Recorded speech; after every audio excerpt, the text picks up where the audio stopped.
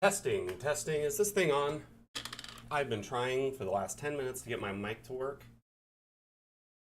And it looks like it's working now. Do you read me? Does anyone hear me?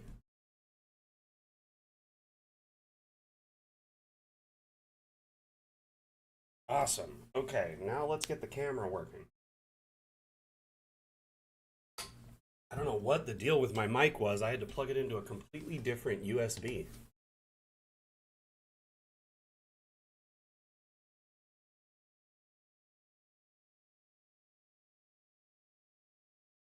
Okay. Got video. We've got audio. No music. Oh, I don't have my headphones. I'm like not all here today. Don't worry. It's only 9 a.m. on a Monday. Mac's completely, on board. Skater Wheel, how you doing? Welcome, welcome. Atlan, thank you for confirming the mic check. And Seisu, how you doing, my friend?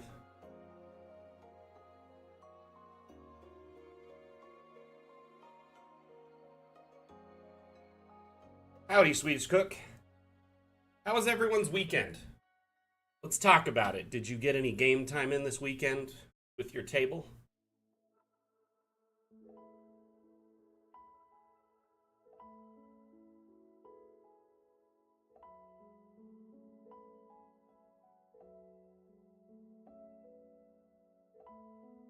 Or did you spend time with your friends and family? Maybe you just worked or relaxed all weekend.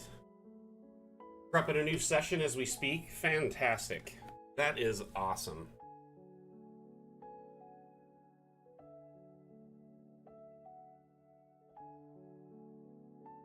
I am just switching computers really quick. So I have what is called a KVM switch. And it's essentially like a little box that I plug my keyboard and my mouse into and other USB devices that I want to share between two computers. At my desk, I have my computer that runs Dungeon Alchemist, and then I have my stream computer that is like driving the whole production of the stream. Oh, by the way,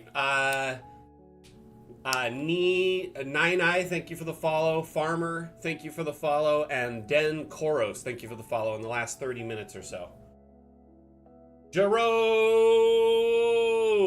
Ah, there's a holiday currently in Hungary. Well, enjoy your holiday. What's the holiday? Let's hear about it. What are you celebrating today?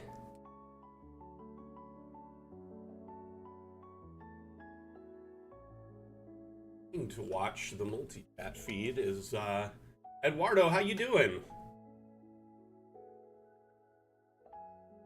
There we go. I am seeing the multi-feed now, so I apologize. I was not seeing it before. Also trying to see.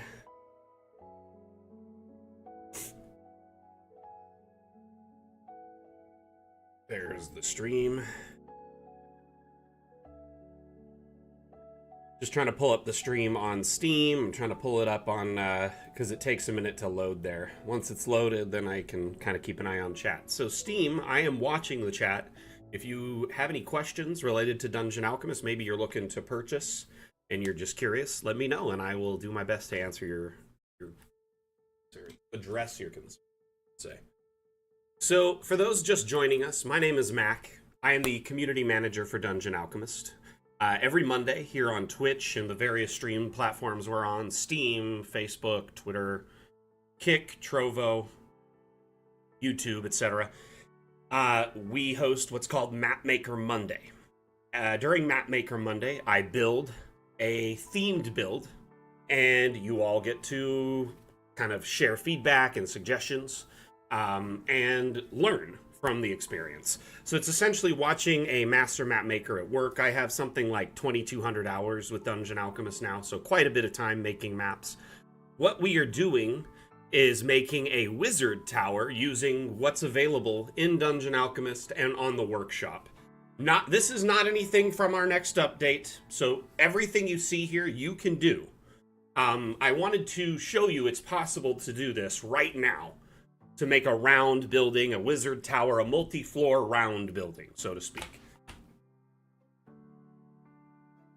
I mean, we got about a month delay off of me breaking the build, but yeah. Hey, Lethris, how you doing, buddy?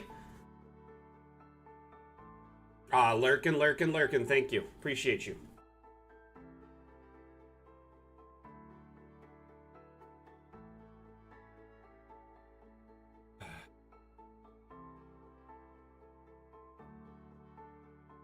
Second day of Pentecost. Whitsun is a holiday in a few European countries. Interesting. So, what is the holiday exactly? I am not familiar with it. Let me explain it to me. Educate me, community. Yes, Robert, the reveal streams are coming up. So, I have posted notices all over our social platforms and our Discord. Gosh, I hit my elbow on my toolbox last night in my garage. It's like a big metal toolbox, and it hurts so bad. Every time I bump it on my chair, I notice it. So, I gotta be careful. Anyway, so the Magic update is forthcoming. We don't have an exact launch date yet because we're still testing and getting close and, want to make sure everything's right. But we're close enough to be able to get reveal streams. So on the 1st and the 8th, across all our various platforms, including, here, Twitch, Steam, YouTube, Facebook, wherever you're watching today, we'll be streaming. And that will be a 2-hour long reveal stream where we showcase Magic in its current state. The first week will probably show... so here's the thing. As we get closer to launch, the build gets more stable. So the first week, you get a little bit more... You get to see more stuff, and most likely in the second week, some of it'll be repeats. But things in the second week will be like better AI demonstrations. Some of the quality of life features that weren't functioning will be functioning.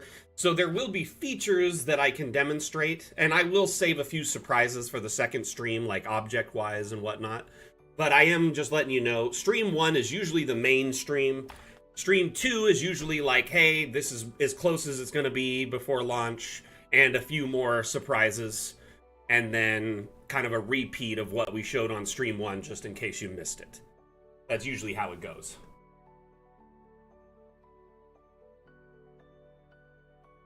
I like to be very upfront with that because, sometimes people come to each stream thinking, there's going to be tons of new content.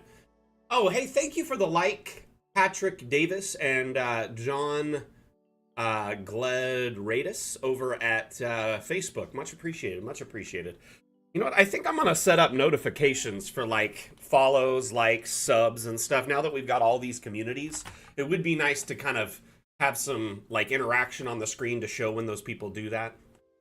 In the past, I kind of avoided it, but I do think it might be a good idea now. So it's a religious holiday, Stacey, is what you're saying?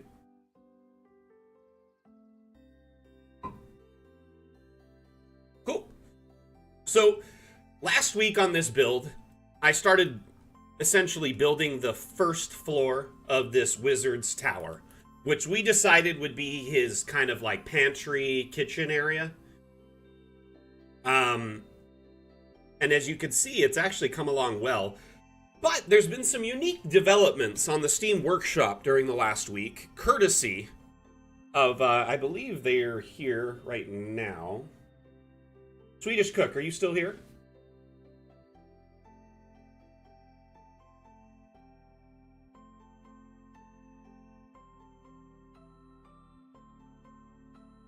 So, Swedish Cook has been going ham. He's been just making all these cool, rounded assets, right? And the cool thing about them is they fit very nice into this round platform.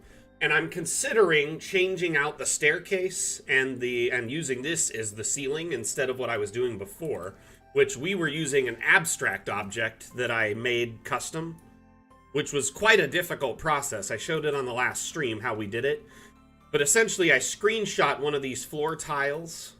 Here, I'll walk you through it really quickly. Just a quick brief. So under objects, you have these green objects. These are called abstracts. You can put custom images into these abstracts.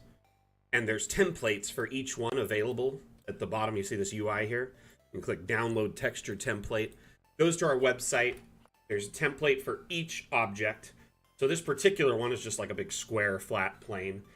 The circle one is what I ended up using. But in this case, I took a big like green square one and I put a structural object on it because I wanted a very specific look, right? So I put this bad boy on top of it, and then I took a screenshot of this. You can actually go into DA and like hide the user interface. We actually have a cinematic camera you can use too. But I took a screenshot of this, and then I cropped it, and then I put it in like Photoshop. And I did a color removal. I just removed all the green and just used the little lasso around the edge to make sure it was nice and trim. And then I set the canvas size to 1024 by 1024, which is the template size for the circle abstract. Once I had this in Photoshop, I just edited this portion out and made it transparent with an eraser. So it was like invisible all the way around. It went through there, it's see-through, and on the edges, it's just transparent image. So now, after all those steps, that was kind of a brief synopsis, we ended up with this. But I'm really not happy with this because you can't traverse through this. It's still a solid circle to a token or a camera.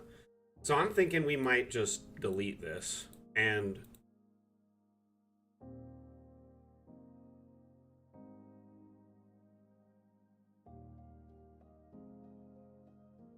let's build a damn campaign setting. Interesting. You know, I have toyed around with that idea in the past where I was thinking of doing like a campaign, but I wanted to do like a... What is a term for it? Like, essentially we put bounties on maps, or like I would ask people to do themed maps, and we would get like a... You know, if a certain map fit the aesthetic, then that would be used in the campaign. Hey, Crimson Rockstar. How are you doing?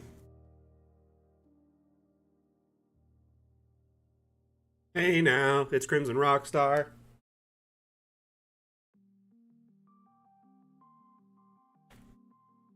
I mean, no, we could talk about it more, but for sure. Let's chat.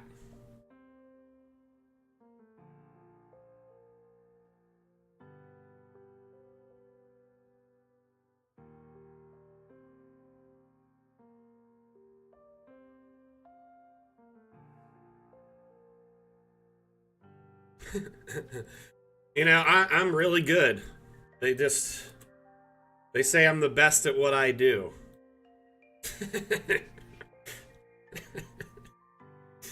All right, let's look at some of these. Excuse me. I'm going to download this one. But the thing is I kind of want to change the staircase now to fit that aesthetic. So we might have to make some adjustments in this corner here. And we will. Oh, we will.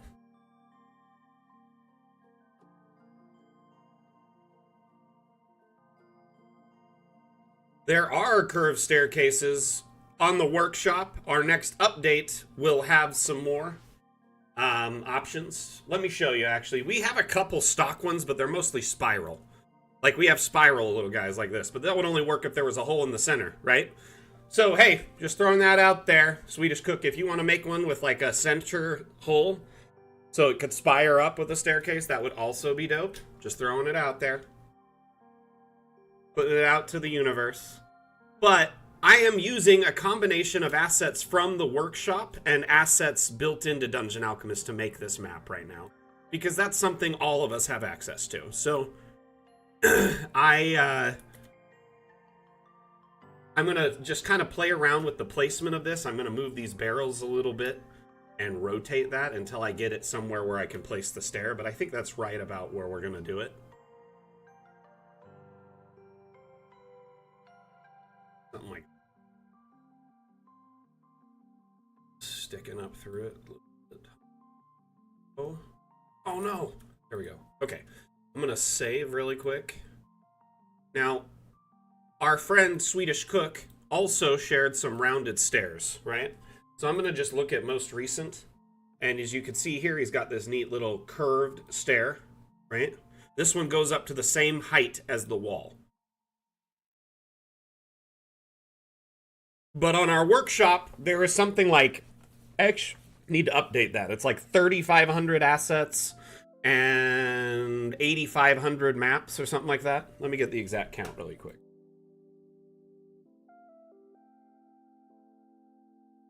Uh, 8,600 maps, 3,850 assets. We getting up there. You know what? I'm gonna just do it right now.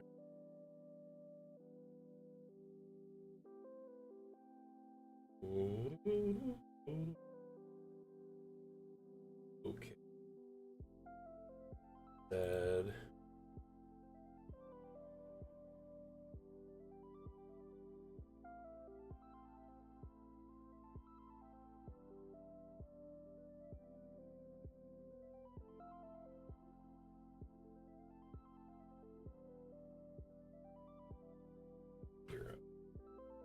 Okay, updated. Sorry about that.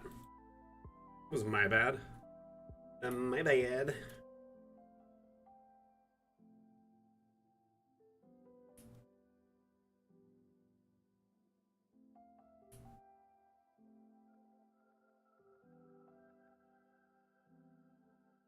Am I crazy, or does that not fit as well as the last one did? Anyway, we'll play with it. I'm gonna have to move these barrels for sure.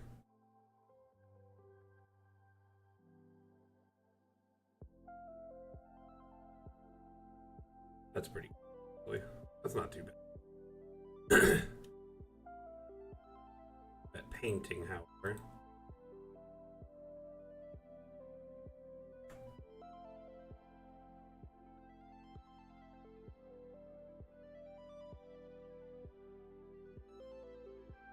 Dang, looks pretty good.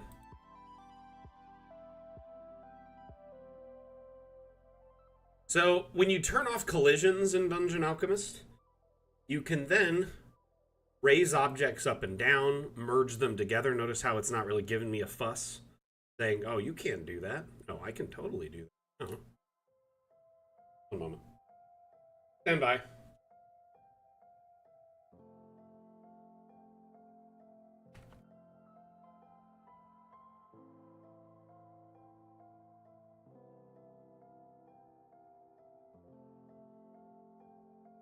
Georgia, it's not been canceled. I'm not sure where you've got that information from. It's still very much happening. It was only delayed by about a month. And yeah, we actually announced the reveal streams just recently. So very soon, we will actually be doing some streams that will be showcasing the new update in its current state of development as we get closer to the launch, which we don't have a pinned launch date yet, but the reveal streams are usually a very good indication that we're getting close. We do 2 reveal streams prior to every update.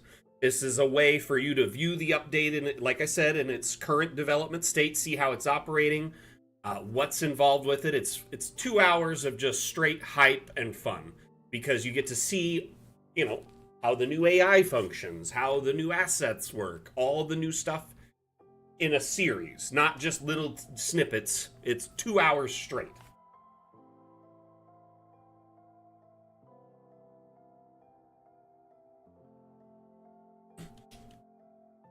The lip around the edge of this platform is weird. You know, it is a personal preference, but this is an object from the workshop. It comes that way. I can't make adjustments to the objects. I could add objects to it, but I plan to put a banister around this, so I think it'll look a little bit better when all's said and done.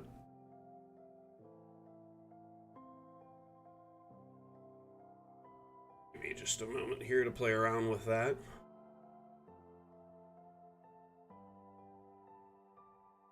I really like how that's looking. I want to put a token down and just walk.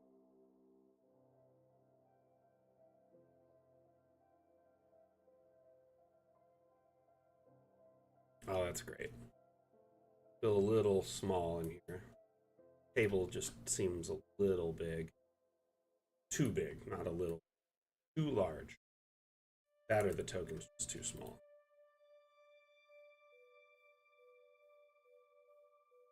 Yeah, if you can make it under.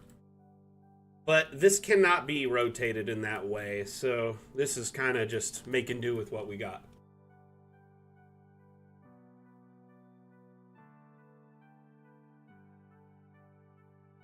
Crafty Kaiju, it's kind of, I mean, it's primarily a map making tool and an immersion tool. So you use Dungeon Alchemist to build very beautiful maps.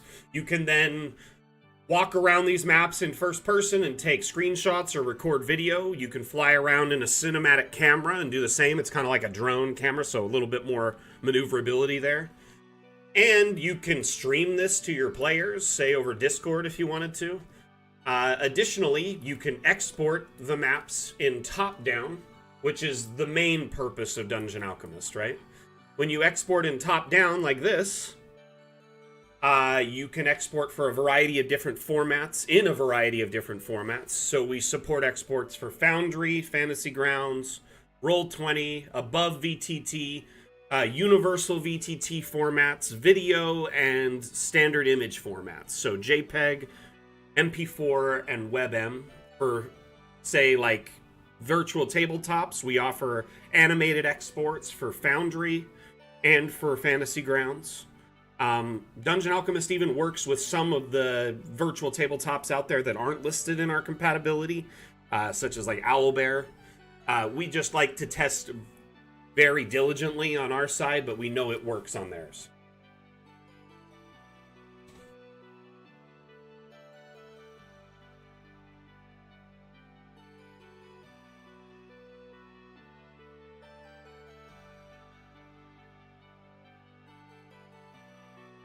Honestly, though, Crafty, I've seen people in our community facilitate games within Dungeon Alchemist.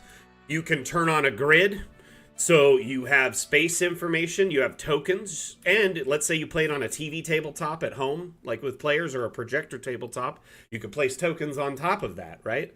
So you could have live maps in a TV tabletop and play that way. People also in our community print maps, and you can also order map mats through our partner, Kraken Wargames. They're huge neoprene mats that are like, I mean, one's as big as me almost. It's like almost 6 feet tall.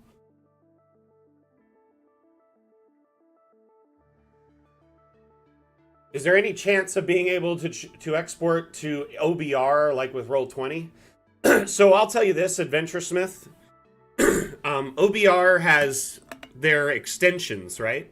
They're kind of like modules or whatever, plugins. And one of the extensions is called Smoke Inspector. I don't know if you're familiar with it.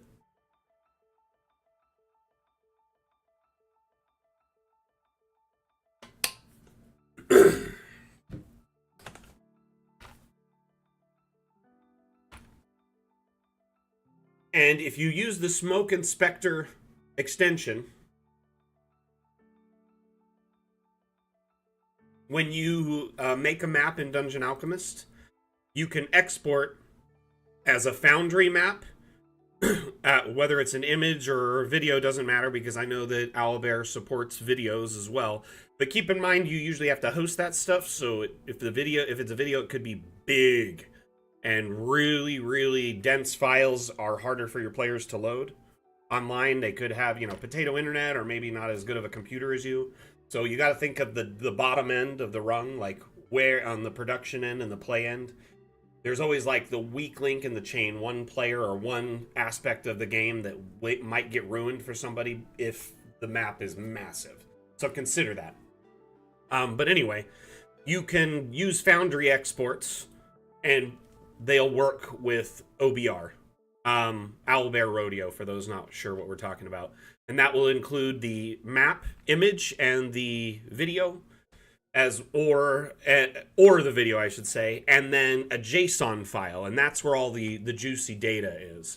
That JSON file includes lighting, walls, line of sight, windows, doors, stuff like that.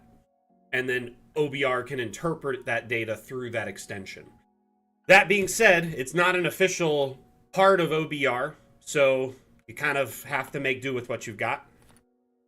I am in contact with the community manager at Owlbear Rodeo, And we've discussed possibilities of adding an export option for Owlbear, but the problem is they don't really have any stock support for that stuff that would work. Some way to plug in the data unless you use an extension. So essentially, we would either have to make our own extension, but there's already one that works really well. So I don't know. But yeah, I mean, if you're using Owlbear Rodeo, try the Smoke Inspector extension.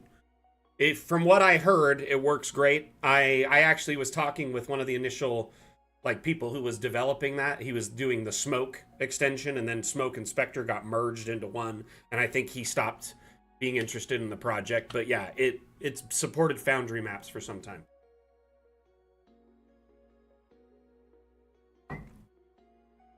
Okay, back to the build. I just noticed when we were above that this is slightly off-centered from the door, so...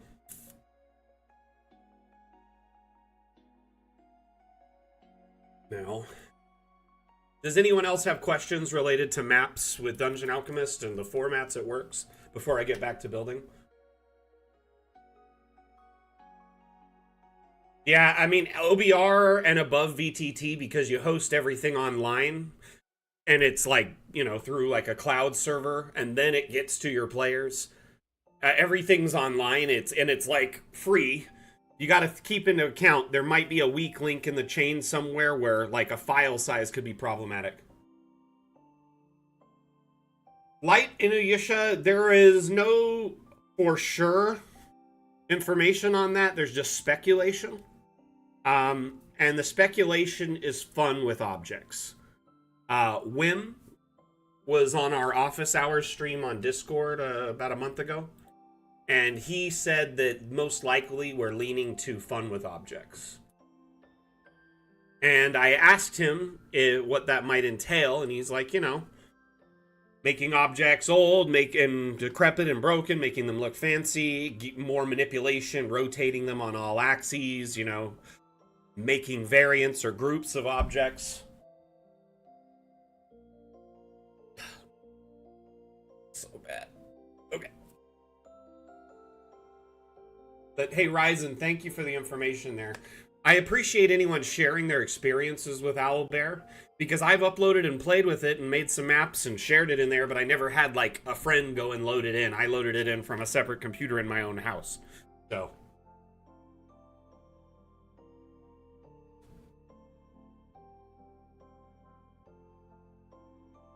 I mean, yeah, the old days of Owlbear were nice, and it's unfortunately, as it's scaled, they kind of had to do that, it seems like, to keep up with everything.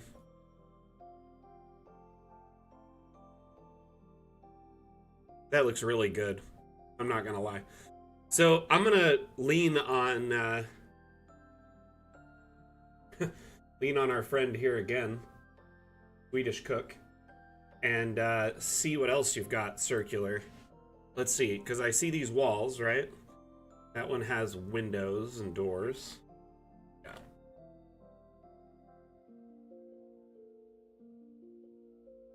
Okay, so it looks like these.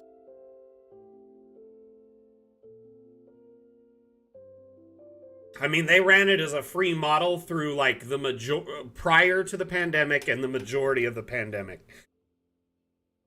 I think it was bound to end at some point. You know what I mean? It's a bummer, but yeah, any good product needs to be supported financially, or it's bound to die out.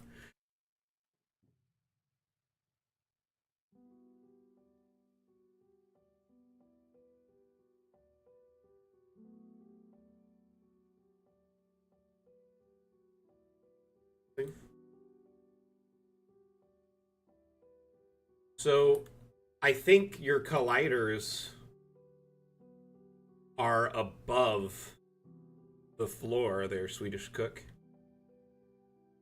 I think it's level with this thing instead of the actual floor. Let me test something else.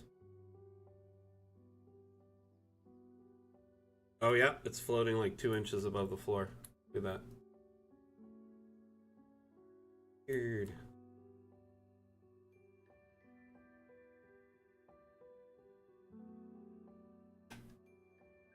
Is there some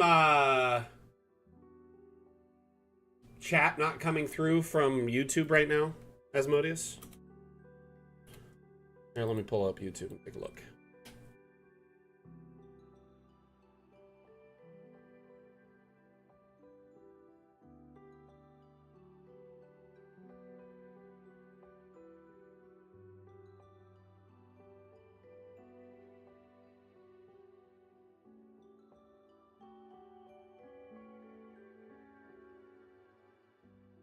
Okay, yeah, I see it. It is totally coming through. We're good. I just pulled it up as a redundancy, though. Pays to, you know.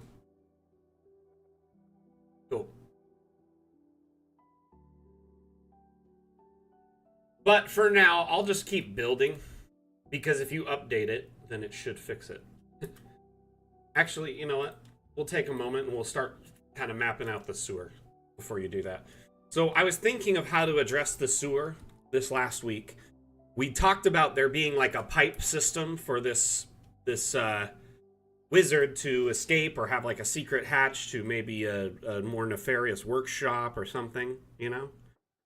And we were talking about that, and I never really came to the conclusion of how I was going to address that. So I've been thinking about it the last couple weeks, and I feel like what I want to do is dig a trench here, and then do some sewer pipes, or just like some, you know, just make it look like a cave kind of immersively.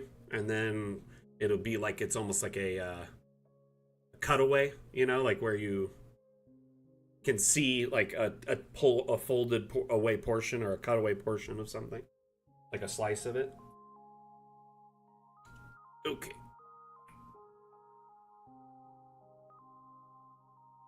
So first things first, I want to grab the piping that I'm going to use, which, if I'm not mistaken, those are here, maybe under engineering.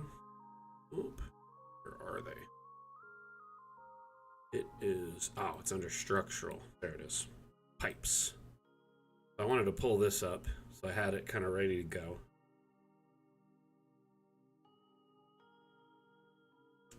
And I think what I'll do,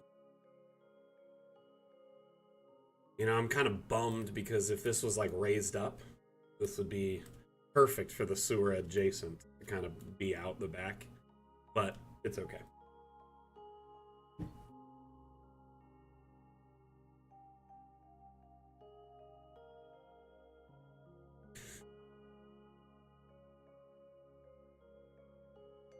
Let's see.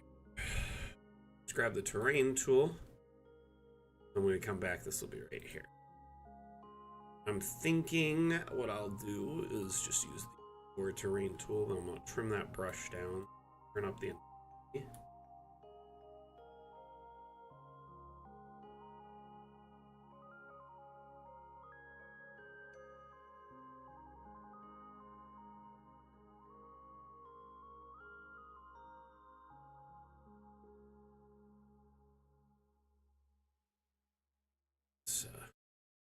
Yes, sir. Kind of here, so let's see. I can always redecorate it. Next, I want the area underneath to feel like rocky and close at the bottom. Fairly green.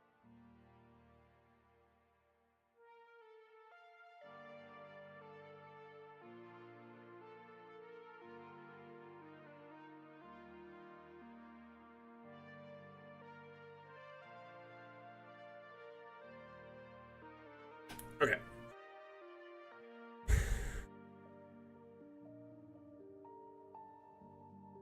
Should be updated.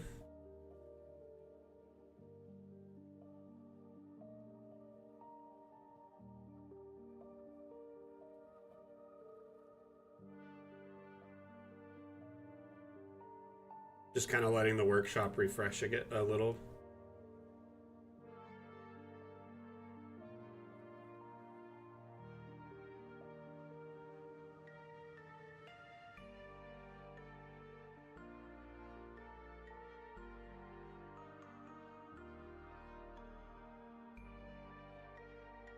I might have to exit the map and reload, but we'll see if it worked.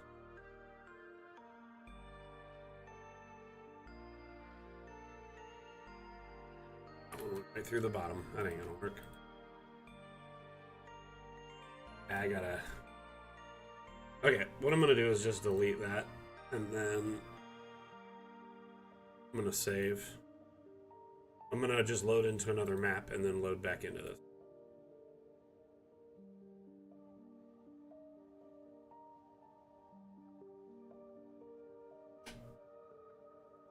I'm trying to get the workshop to download the updated asset. Let's see. Might even have to reload DA sometime. See what it takes.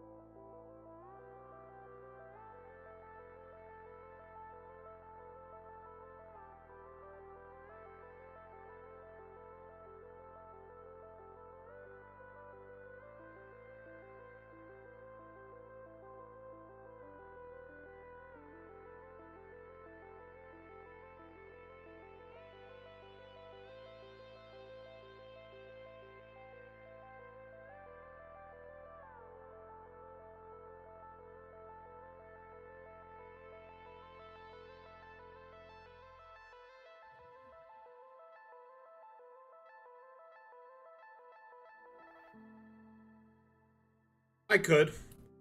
I just really wanted to do the pipes in particular. The pit rooms, I was playing with them. They just didn't get the aesthetic I wanted. So there is all sorts of neat ones, like the earth and dig, for instance. But the problem is it's raised way up above. Like, there is a portion of it that's down, so then I have to go through... Here, let me draw this again without the ones here.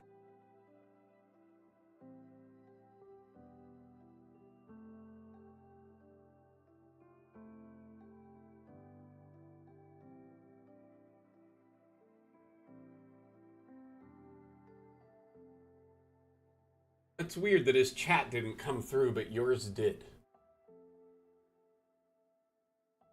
I could see his too, but yours comes...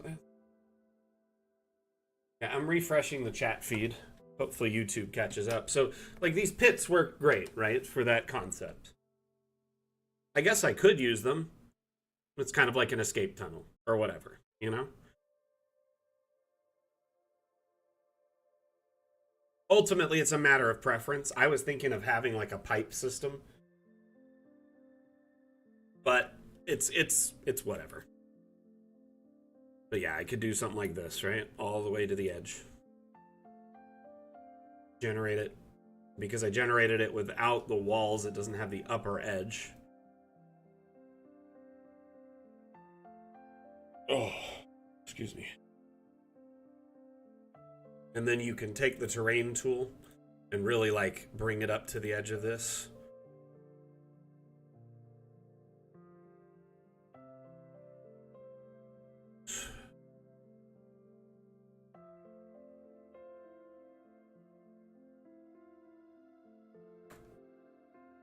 Or I liked it how it was kind of like spread out.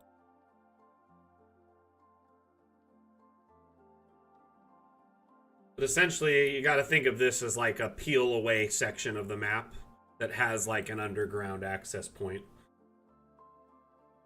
So this is one way to approach it, and then you could just fill it with stuff. Ultimately, I'd probably just have torches, and then like it's like a simple escape route. Maybe even do something like a hatch right here. So we have these little pipe hatches. Still too small.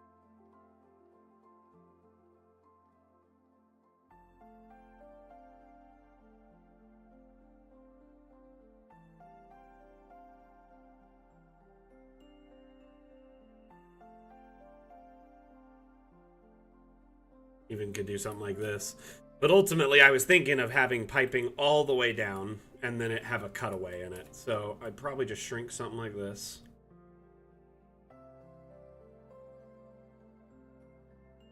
Because you can peel this back and see inside, right?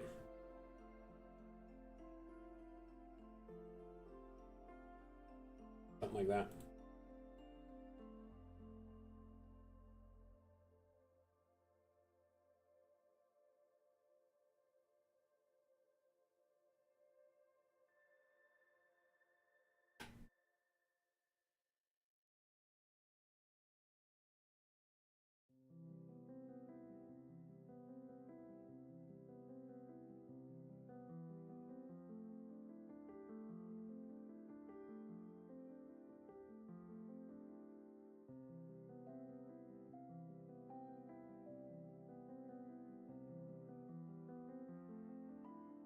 I can. Didn't even think about that, Gore.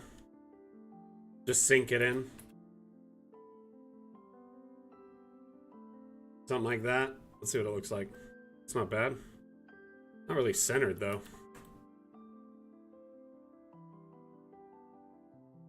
Oof.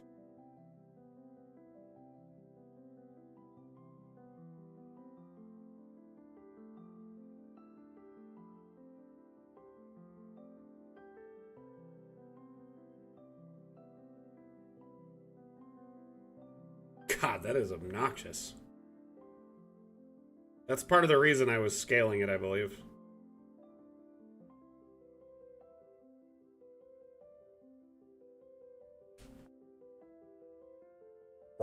It's the flat wall. It's just jumping up a bit. Up it. It's flat, flat, flat. You know what I mean? Hey, see you later, Temple. Yeah, I don't want to do this trench thing.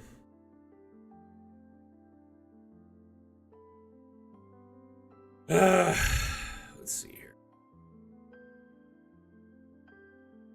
Give me just one moment.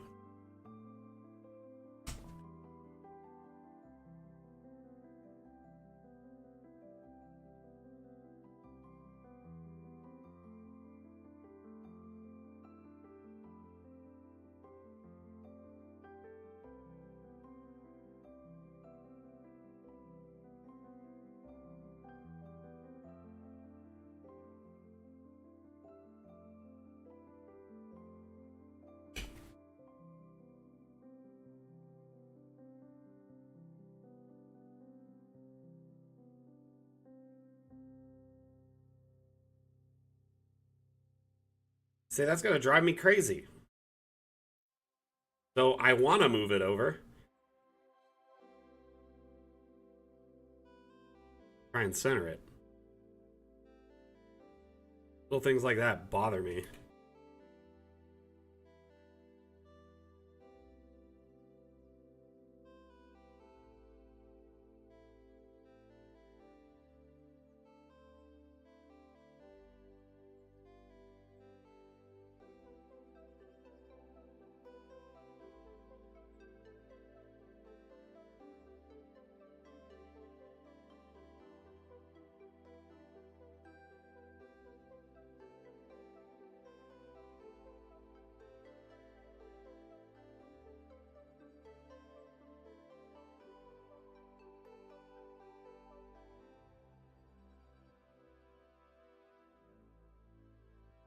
I'm trying to figure out how to approach this here.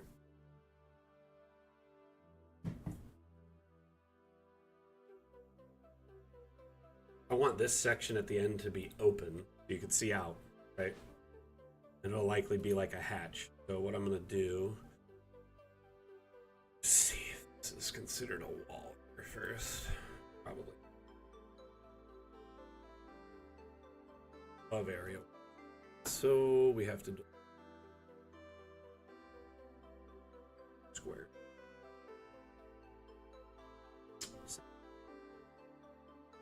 But we can actually work around.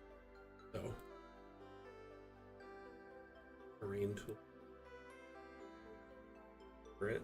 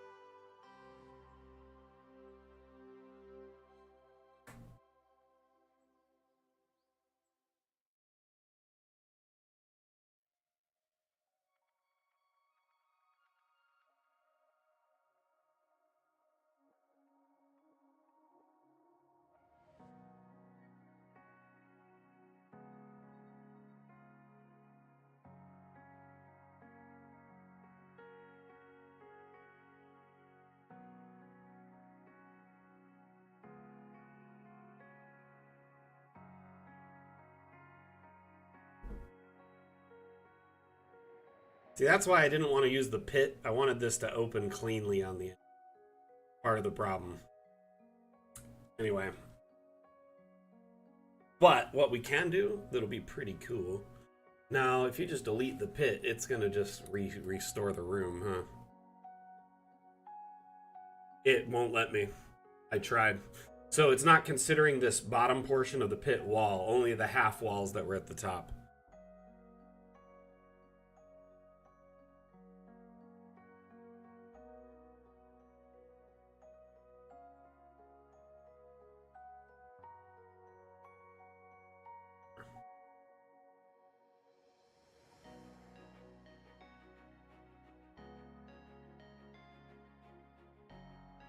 I wanted traversal with a token, my friend. I'm going to do it the harder way. Just, I'm going to do it the way I feel like it'll work best for my plan, if that's alright. So look, we've got this right here.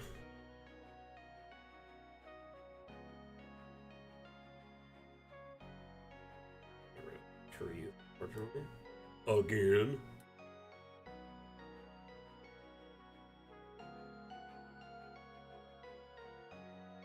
In Mac we trust. Honestly, like, and everyone is more than welcome to take their own approach to things.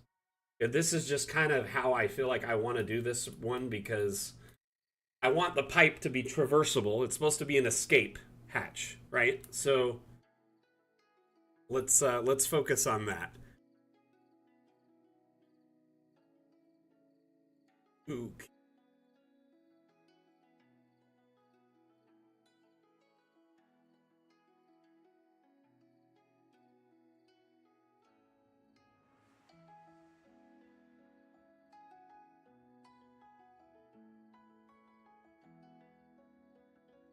So what kind of maps is everyone working on at the moment? Anything interesting?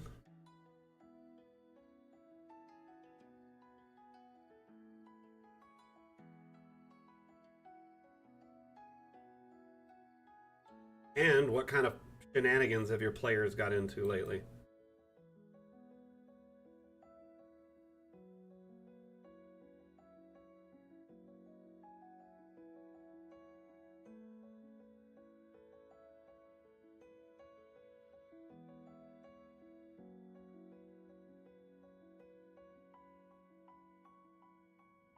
I will need some theater as my players have to fight in one. I mean, there's some really good ones on the workshop, but I'm sure you like to make your own, right? Or do you, what do you think, Seisu? What do you want to do there? Oh my gosh, really? Was it like they did it on purpose or on accident? Because that can make all the difference.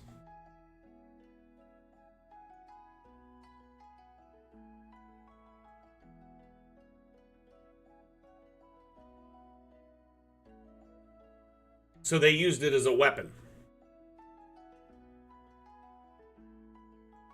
Was it an artificer? I just have to ask one really important question. Oh, nice. Is the bottled respite and the respite and the artificer combo is actually something I've always actually really wanted to do, and call it a wartificer. Ah, gotcha. But so hear me out. Genie Warlock dip for the respite, right? Turn the respite into a workshop, portable workshop.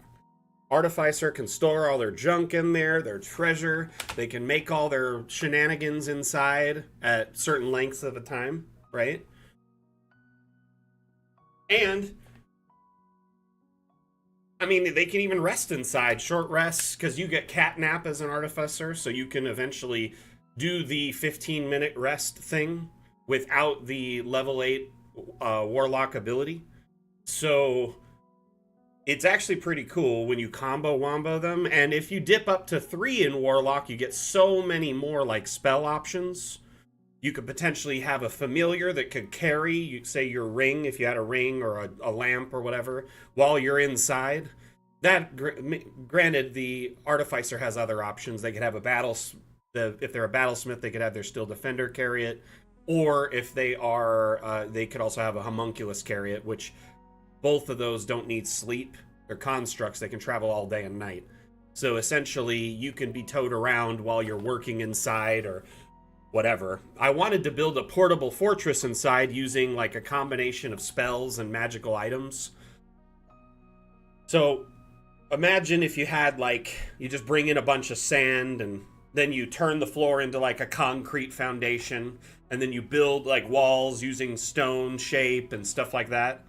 And then you could have, because it's 20 feet tall, inside, and then it's 20-foot radius, which is 40 foot across, which is insane amount of space if you think about it. That's like a tiny little portable fortress. It's pretty cool. Anyway, sorry to kind of ramble on there, but yeah, continue. Tell me more about your stuff.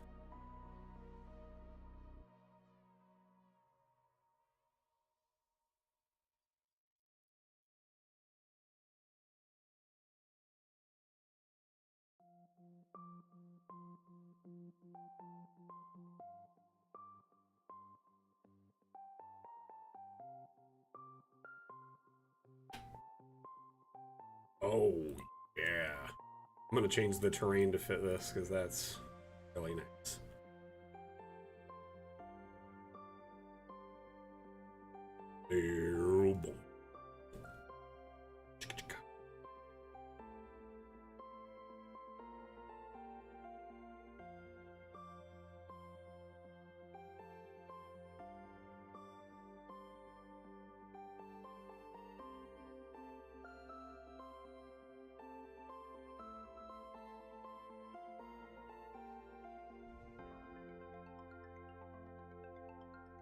All objects need a locking system. All we need to do is add a little lock toggle to the UI right here. You could still click the object and see its UI, but it has a lock. And then you can unlock each individual object.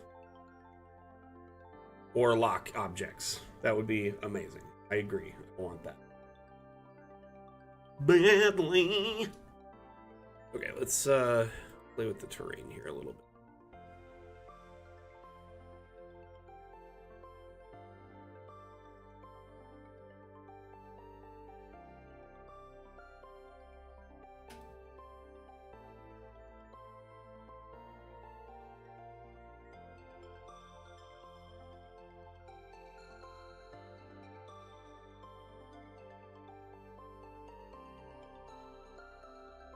Yeah, hiatus. I'll show you how. Give me 1 second, okay? I'm gonna have to open another map to do it. So, are you wanting like a desert island, or are you wanting like a beach to like a port, or like a beach, just a general sandy beach? Like, give me some background information.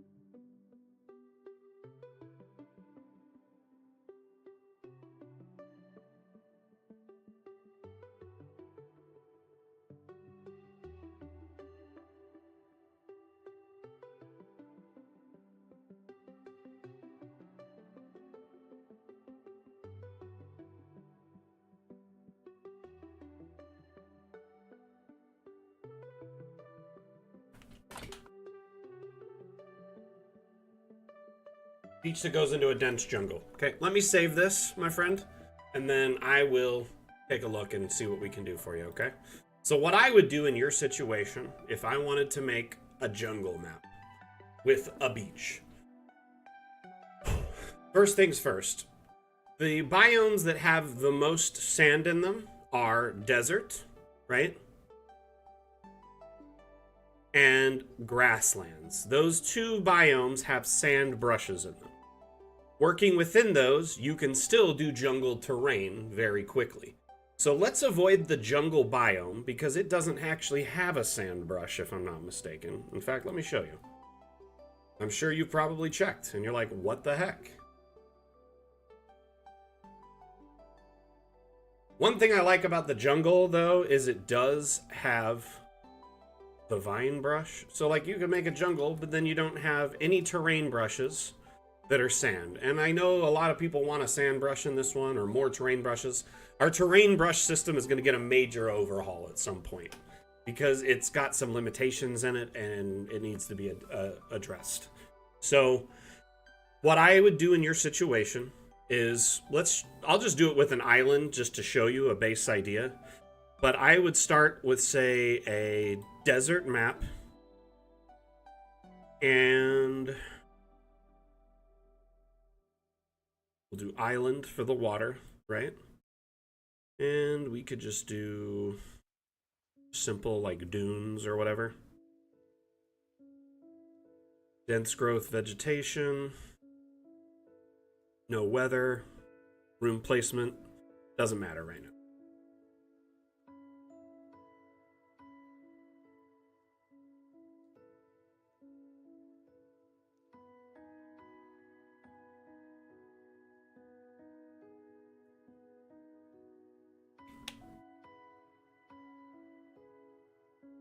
So notice what you see here is you've got beach, you've got some... I really don't like how many of these... lily pads, goodness. Anyway, I'm going to hurry and erase these lily pads. You've got the object eraser, so this doesn't take too long, right? We don't need a bajillion lily pads on a beach. That makes zero sense logistically. I'm just going to do an island, but you could just do a desert with water nearby, like a lakeside would...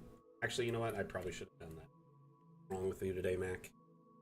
I'm literally just kind of running on low sleep.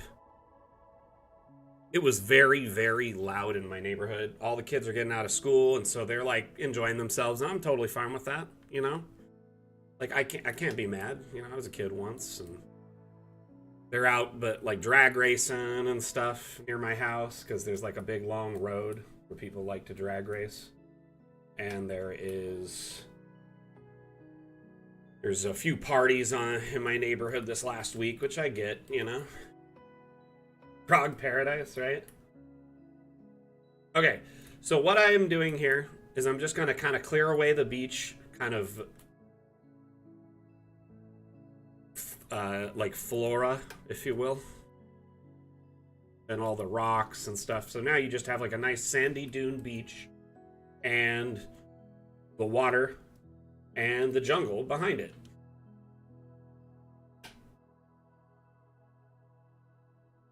So this essentially is kind of what you're looking for, I'm assuming. Right here, hiatus. Yes, at this current moment, different biomes have different brushes. So in the desert biome, you actually have access to some green brushes. And you can still access, it's only the terrain brushes that are specific to the biomes. The actual objects are available in any biome. So you could come in here and grab, say, jungle tree brush and paint a bunch more in if you want it to be very dense jungle coverage. Does that make sense?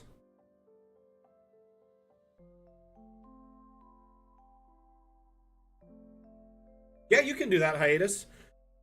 What kind of gate are you meaning?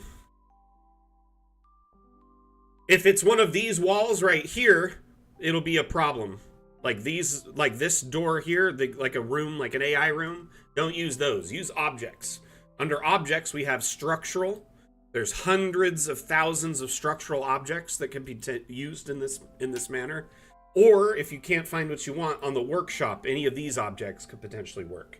There's over 3,500 assets on the workshop. Okay, so what I would do in your situation is go to place objects, go to structural. See here it says stone construction. Look at this bad boy. These walls here, I mean, just to give you a quick example. First off, you could scale these. I'm going to disable collisions and scale it. So I can make them huge, or I could do a bunch of smaller ones together to make a big wall. Then once you have the size you want, You can hit duplicate or shift in this case, and then just get it really close to it. You're gonna have to kind of sink it in because the dunes, it'll kind of raise up next to it. Just hold shift each time you place a new one. Hold control to get a little bit finer control of this wall. But you get what I'm saying? This is, shoot, at least 15 feet wide at the moment. Yeah, that's a 15-foot wall. 15 foot wide and probably 25, 30 feet tall. There's a bunch of different stone platforms in here you can use. There's some that are crumbling. Maybe you want a section that's breaking, right?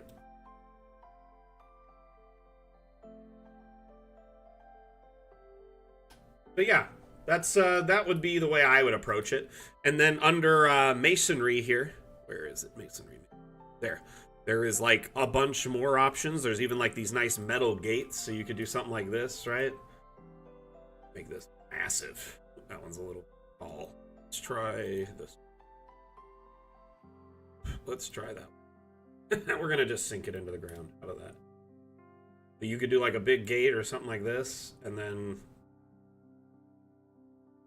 once you have collisions turned off, objects can be scaled way up, way down, moved up, moved down, merged together to make like objects that appear to be kind of one solid piece.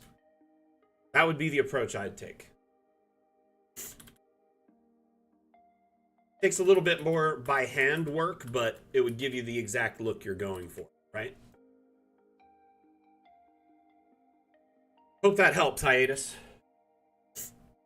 Okay, let's get back into it here.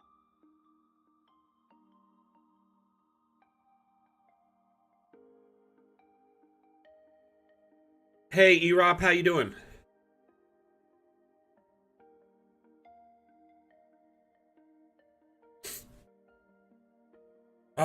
Who is very excited for the first? I know you all are way more excited for the launch of Magic, but like, aren't you eager to see like some really good like peel back the curtain moments and see what's going on in this build?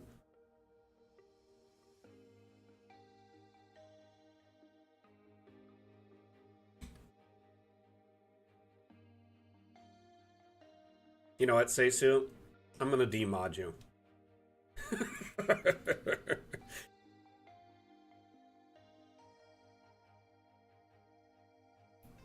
Understandable.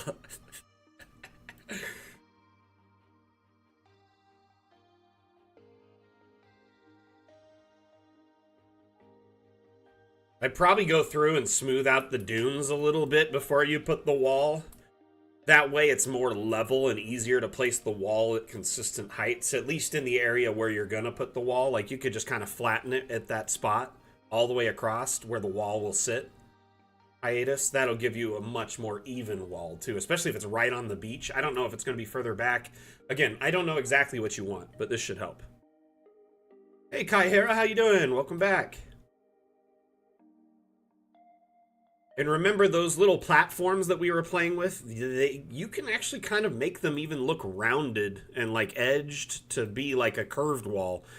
Because enough straight walls at the right angle can be a curved wall. That's how pretty much all angles work. If you hold control when you rotate this, you get really fine rotation. So you could take one, put it there, duplicate it, put another one there. Slowly, then rotate this one just ever so slightly. Right?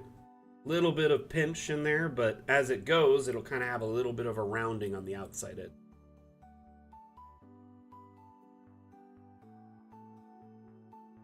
Yeah, that's smart, because then you could countersink the walls like that. You could also have the dunes go up against it. So it seems like the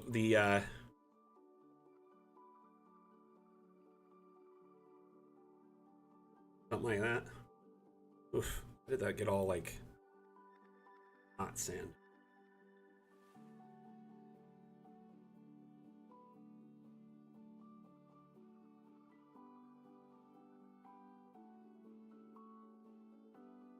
But yeah, you could use like smooth terrain, right? And then get it kind of peeled back towards it, and then you could move the wall like this. up to it, so it just seems like it's been building up against it.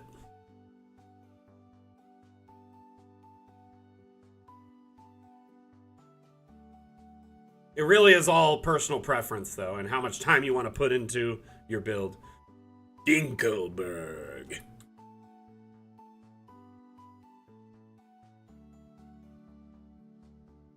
Okay, back to my map.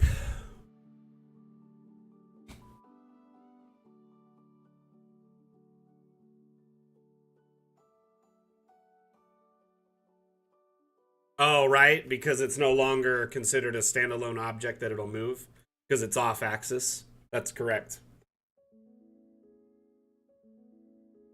Hey, if you ever need any guidance, feel free to drop into the streams or our Discord or any of our social network platforms and let us know you need some assistance. We're always around to try and help.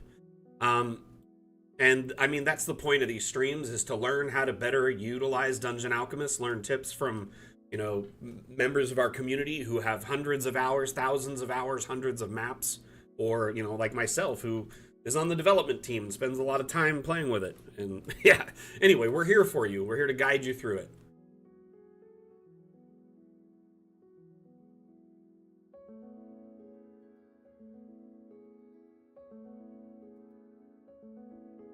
Okay, so what I want to do is kind of densen up this forest a little bit.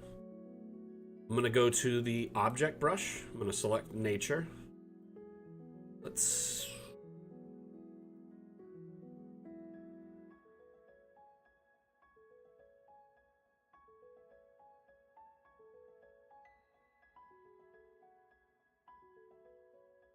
By the way, this rooftop is eventually going to be on this. I just kind of had it set to the side. So in my mind, I thought of this place as like in the middle of the forest, isolated. He kind of like, in my head, he teleports here or gates here. You know what I mean?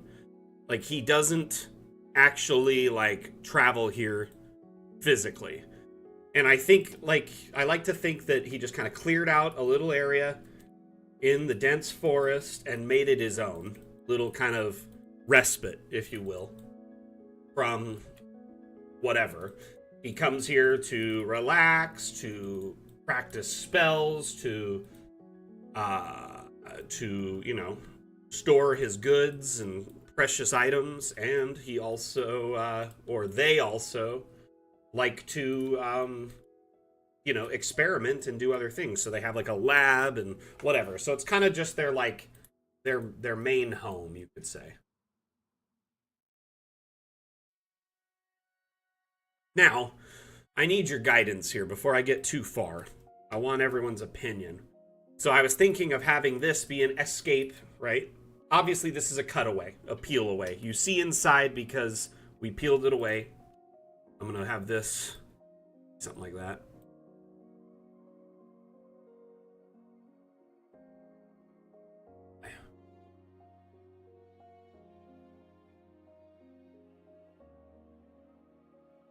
Yeah, we could, but then it would be just a ton of like rocks. You know what I mean? Before I get too far, I want to know if you feel I should raise this up. Like, raise this building up.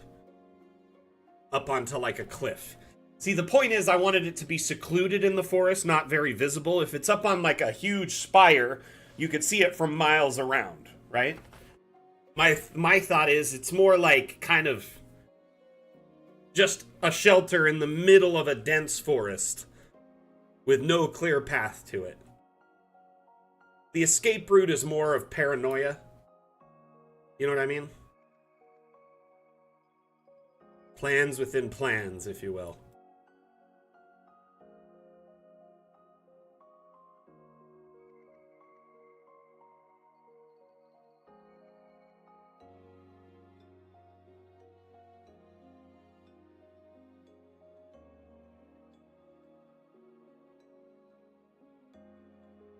But yeah, we could cover it with like rocks and stuff. Let me show you what that might look like.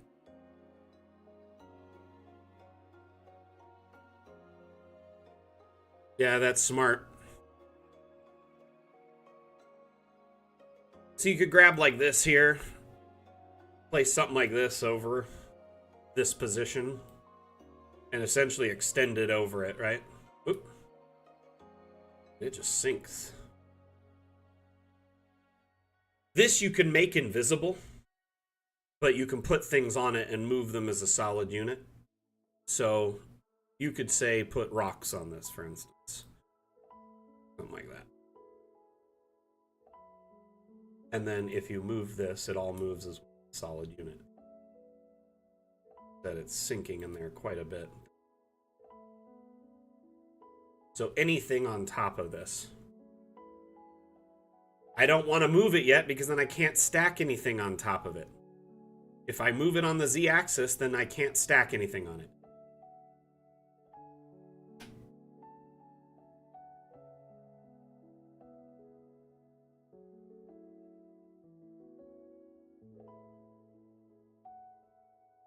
Like, once everything's on it that I want, then I could do that.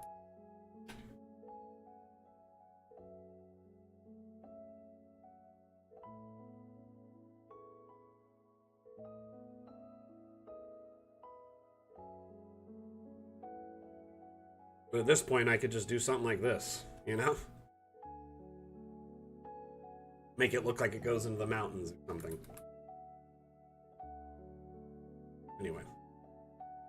But you can insert a blank image into this. So let's see here.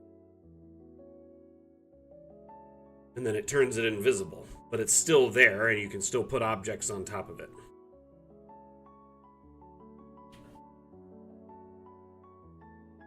One moment.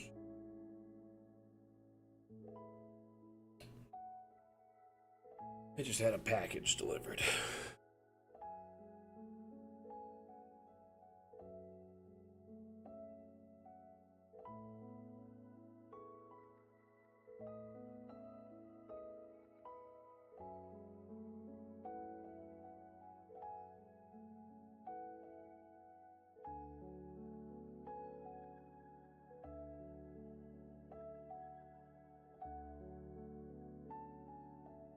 Okay. What I think I'm going to do is just use rocks, and I'm going to have it feel like this is just like kind of a mountain range behind it that starts developing. But I'm going to have two versions of this same map. One where you can see, and one where you can't. And it's all covered and whatnot.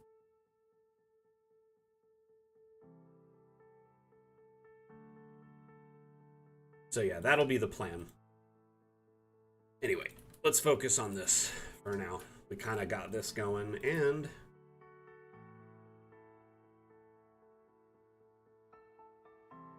objects sit directly on it now. It kind of looks like it. Oh, still floating there.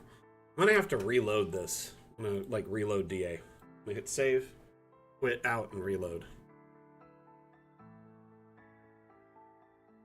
So our friend Swedish Cook updated the object, so the collider on the surface is a little bit more reasonable. That second floor that we have there, excuse me. So with any luck. Oh, still floating.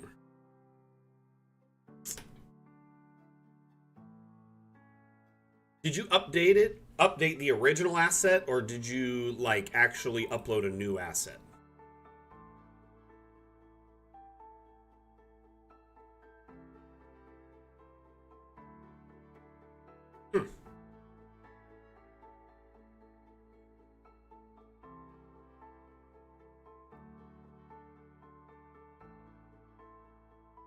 Try it again.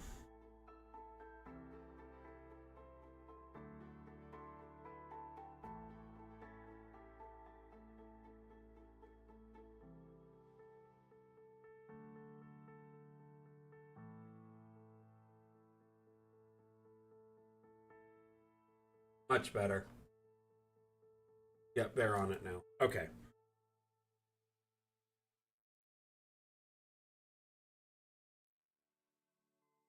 I think the reload just kind of refreshed it. Okay, so now we can do the next floor. Yep, much better. Before it was like lifted, it was bumped up. Do you remember?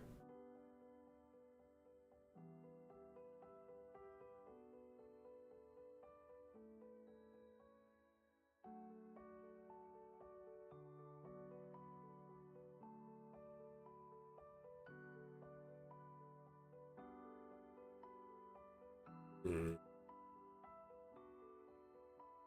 Almost like that wall doesn't exist.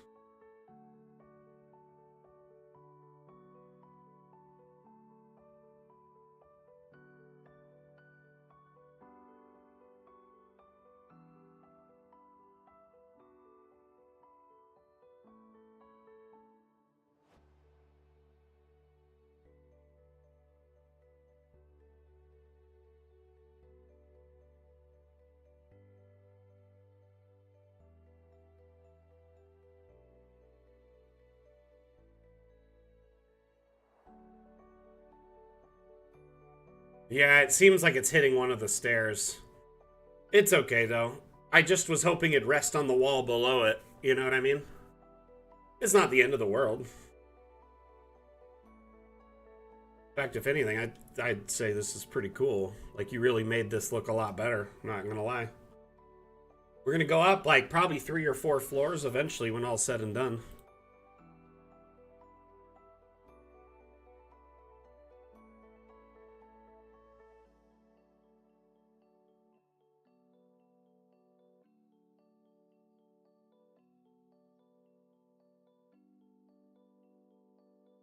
Okay.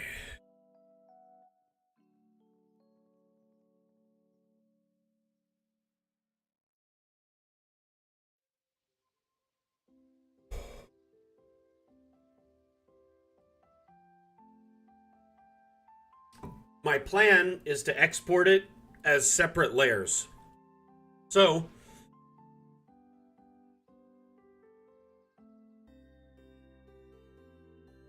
essentially what you would do is file, save as, floor 2. File, save as, floor 1. File, you know what I mean? And what I've done is I built, well, I've tried to. That was the plan. That one ruined it. Might have to figure that out. Oh, it's because it's resting on the wall or the floor. So what I have done is I've kind of built this as a pull apart where each floor is its own piece. Does that make sense? So everything on the bottom floor is resting on this. And the point is, eventually it should be relatively easy to pull it apart, kind of like a dollhouse. You know what I mean? And essentially I'm gonna save floor 1, save floor 2, save floor 3, save floor 4, and then export as each floor. And those would be a new scene.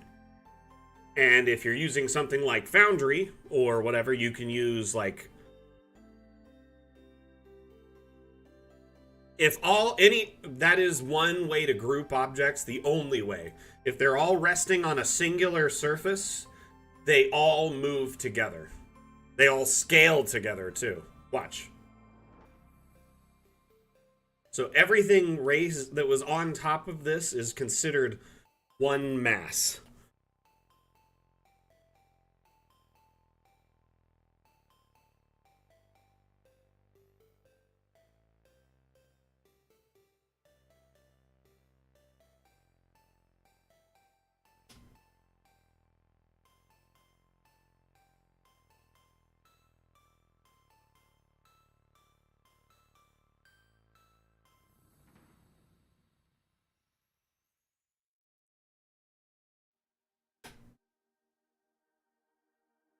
So anything you place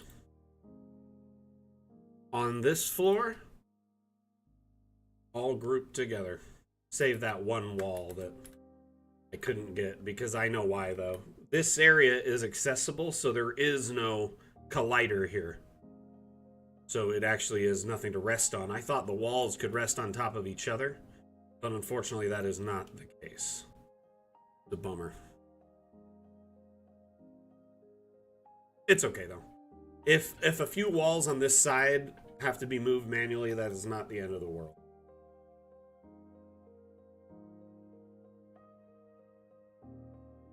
Okay, so second floor. I'm thinking his laboratory on the second floor. What do y'all think we should put on there?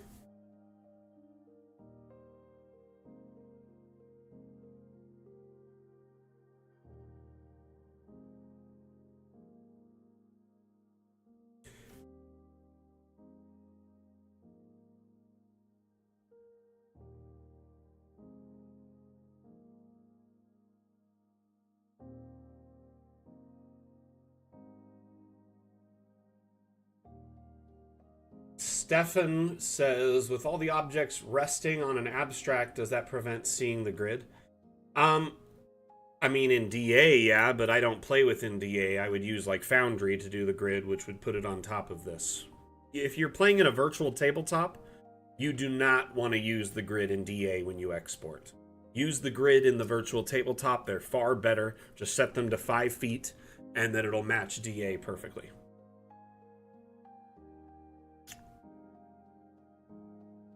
But honestly, yeah, there's no abstracts being used here at the moment. These are all objects from the workshop.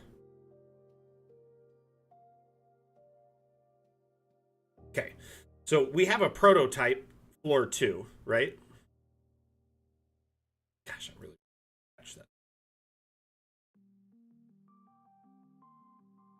It'd be cool is if these walls were actually half circles instead of quarters. Because then, if we offered them, because then that one piece would be stuck here. I'm going to think of a way around this. Gotta be...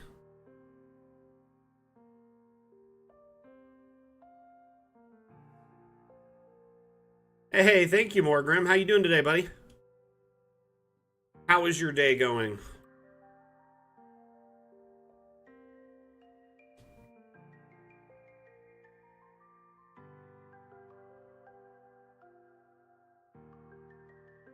Yep. That's like the closest. Ah! It like falls off right there. So close, but so far.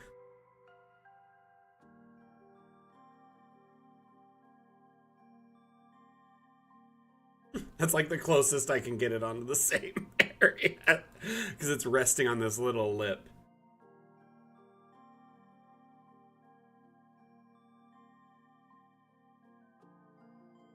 Try some.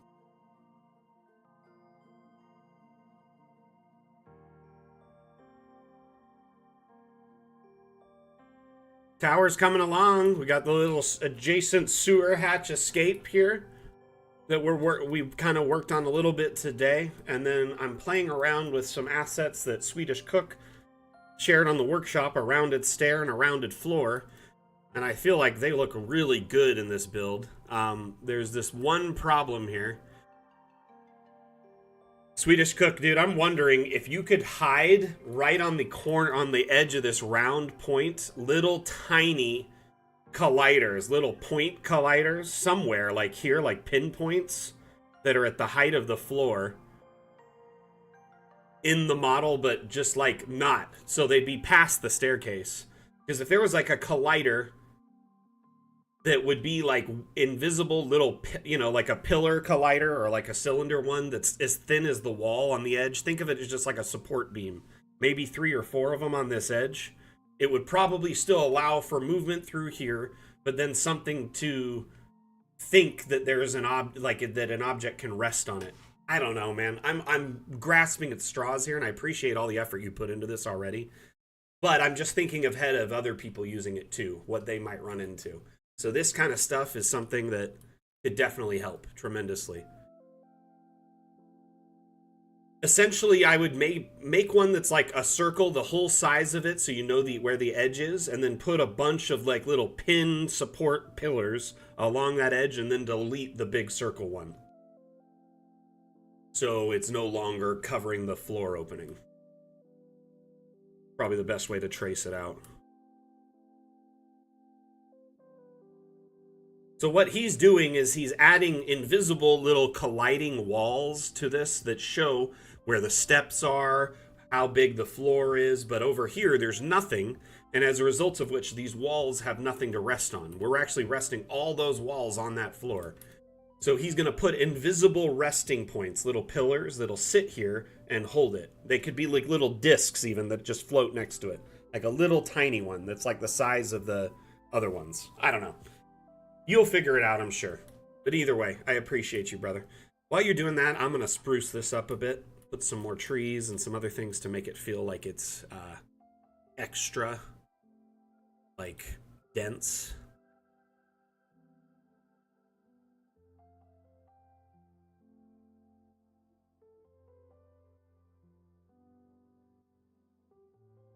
I might give him a little garden, though, like in a little space over here. You know what I mean? Maybe a little outhouse, too.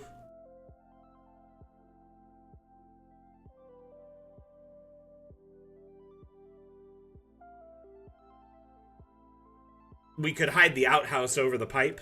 That could be part of the escape, too. I don't know.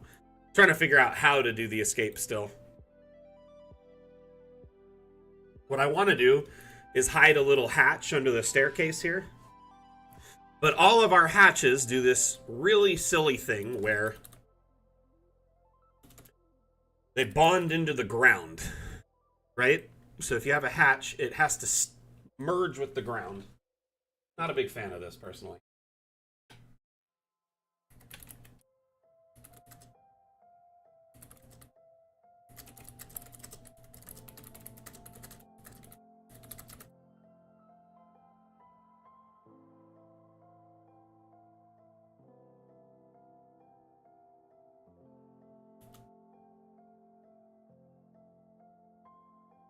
I just got some good news. Hey, thank you, A and B. Much appreciated. By the way, this is actually the official Dungeon Alchemist channel. This is the Dungeon Alchemist application you're looking at. So this is our product and our stream showcasing the product. I'm employed by Dungeon Alchemist. My name is Mac. I'm the community manager. So while this is a fun, chill stream, I just want to made aware that it is, you know, product placement. We are advertising a little bit, but also providing live support and teaching people how to use our product.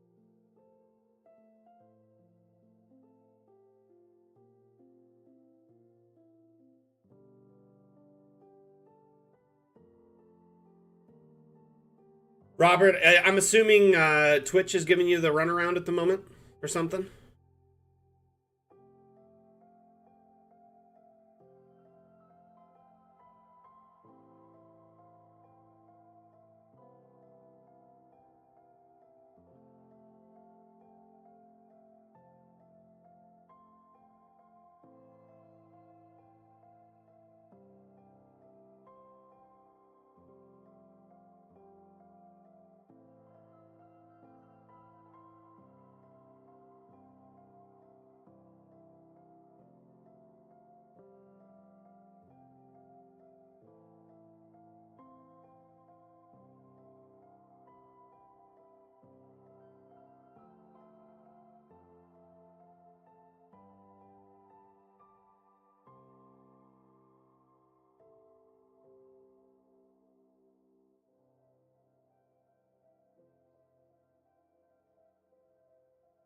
And popcorn.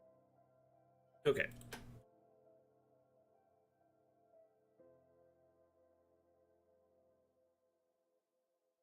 Let me take a look, brother. I'm gonna save. I'll probably have to reload.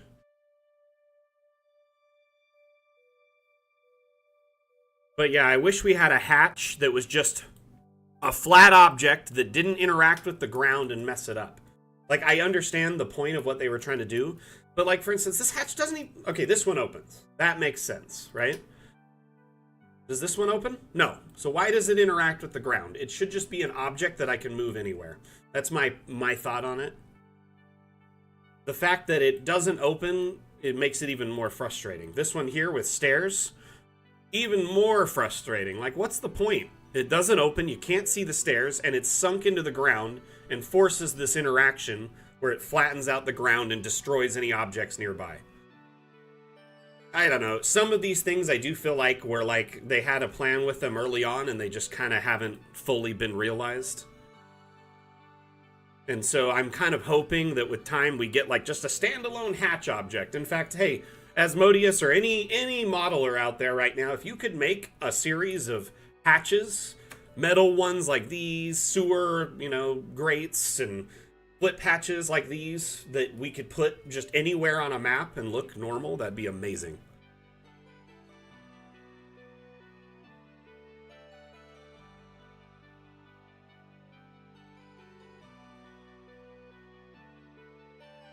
Like sometimes you want to just put a grate on a map and not have it like destroy everything.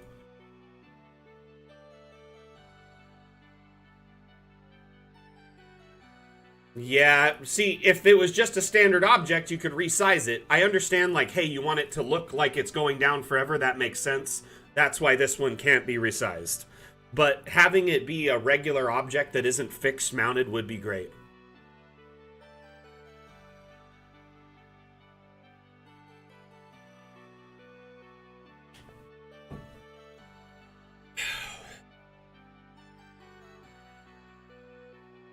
Disaster Tour, it's coming along because we've actually got some cool assets submitted this last week from our friend Swedish Cook, who now gave us a rounded stair here and a floor that matches up brilliantly.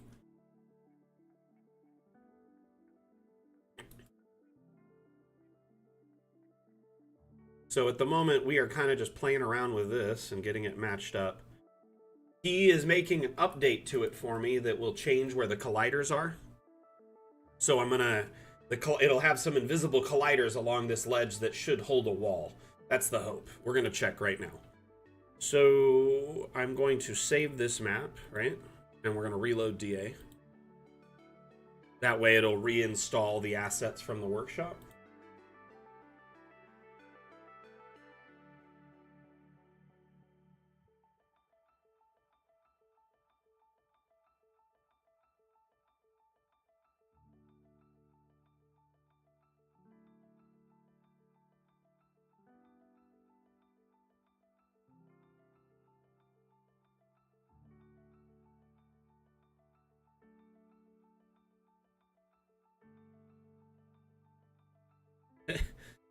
Disaster Tour. What? How's your streams been going?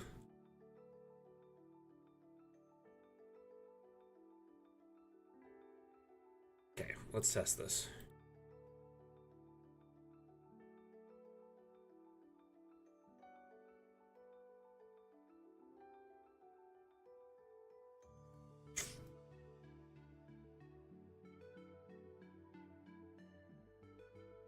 Doesn't seem to detect it. I'm gonna place the asset again because it might have the original colliders of the asset when I placed it. That seems possible. Because when I replaced it last time, it fixed the problem, remember?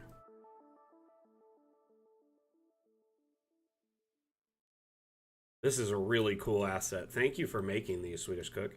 So were you like watching the stream, you're like, man, I want to make some round floors? Or were you just randomly inspired and then it just is a coincidence?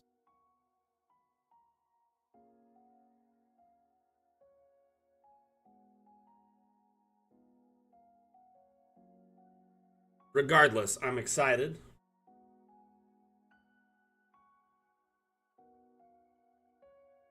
Oh, bro, thank you, because this is awesome. Can I just say? What can you say except you're welcome? And it's not detecting it. Wherever it is, it's not big enough.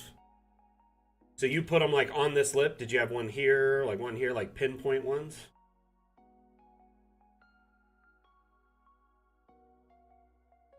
Doesn't seem to detect it. Try a top down. Oh my gosh, that's so close. Look at it. Nope, it's not. It's half. Send me a screenshot of what you did with the colliders.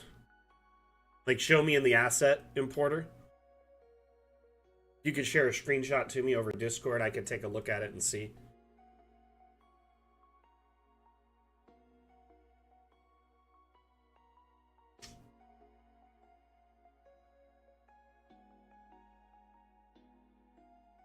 It also may be updating still. Sometimes Steam has to verify the update that you make, and it can take a few minutes. But on your end, it should almost be immediate. That's good to hear, Disaster Tour. What you been working on?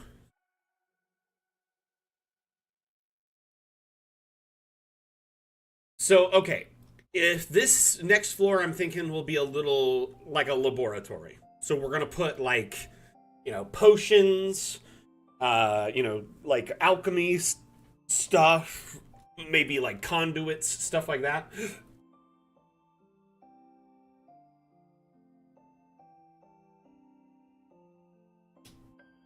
Can you know how you can flip the camera sideways with the camera adjuster on the side there? Look at the side profile for that so we could see how high those are.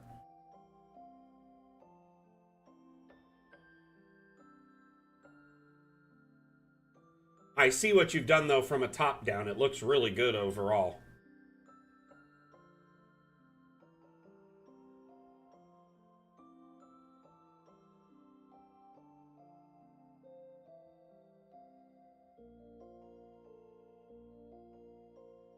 Oh, nice. Yeah, so West March's campaign is kind of like almost run like a persistent world, isn't it?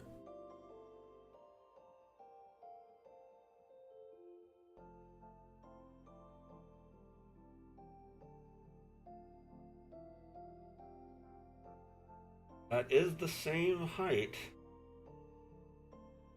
Bring them in just the littlest bit, like the littlest bit closer to the circle.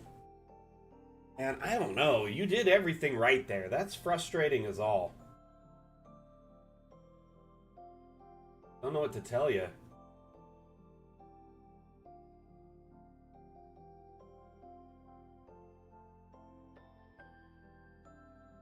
Wow, that's a lot of players, man. How are you going to manage that?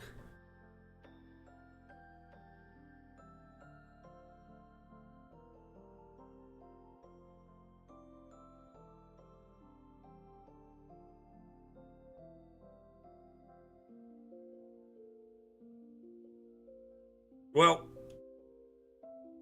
I don't want to focus too long on this. I'm going to start decorating this floor. Swedish Cook, I'm thinking it might be Steam just waiting to approve the new update. So, because you've done like two of them in the last hour.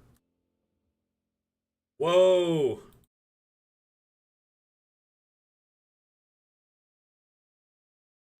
I just feel like I'd fall in the cracks in a game like that.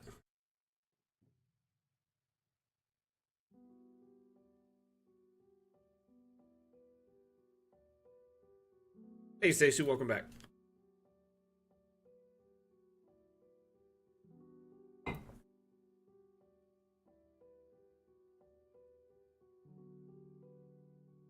So, let me show you what he's doing here. If you look at this image, the wood floor, you can see the wood floor under it, right? All of these like blocks, these squares here, these are, and like the weird kind of circular bit, these are called colliders, okay? Colliders are essentially invisible walls that tell 3D programs such as Unity, Dungeon Alchemist, etc., how the surfaces interact with each other, how big the surface actually is. So there's a graphical representation with the wood floor itself. That's what it looks like. And then there's the physical representation of how much space it takes up based on all of these things here. So each of these squares like interleave and make like a space where it is a collide, like a box or like a support beam, if you will.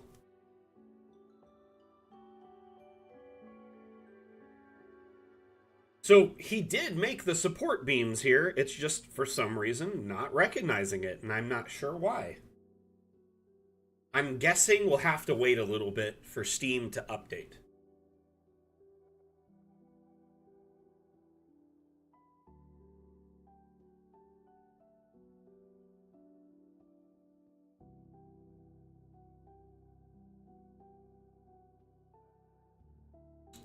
Shoot, I don't want to spend too much time decorating this room and then I have to change the floor out.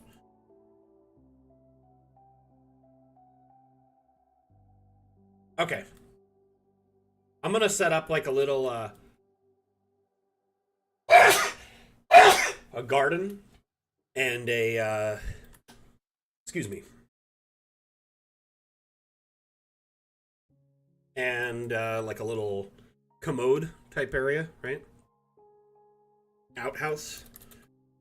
Every wizard has to go. You know what I mean? When you gotta go, you gotta go.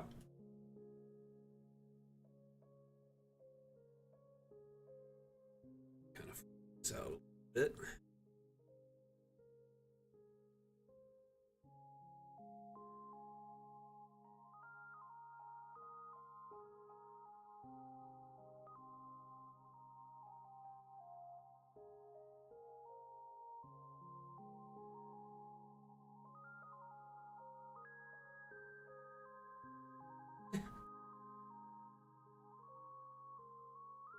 This guy might have a dad joke license.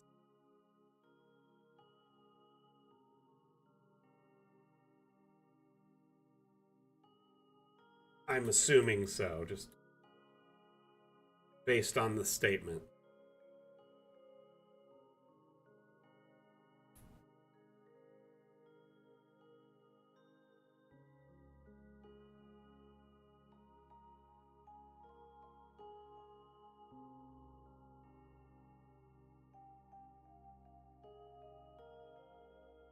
You're on the approval committee?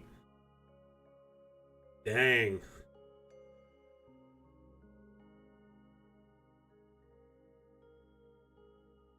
So, like,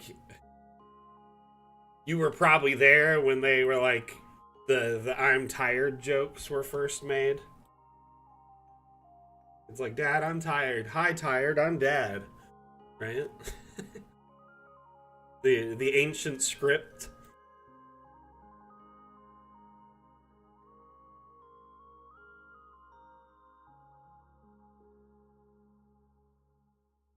Really like that.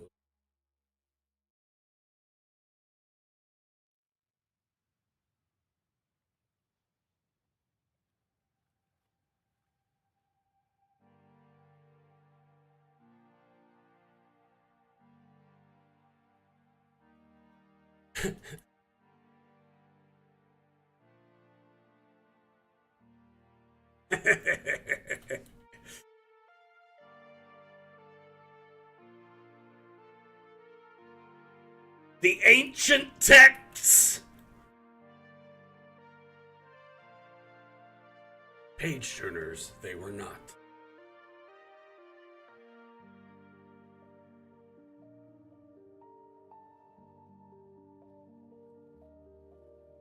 Okay, so I'm gonna do like a little garden. But is it weird having the garden so close to the commode? Maybe I should put the commode somewhere else. Over here.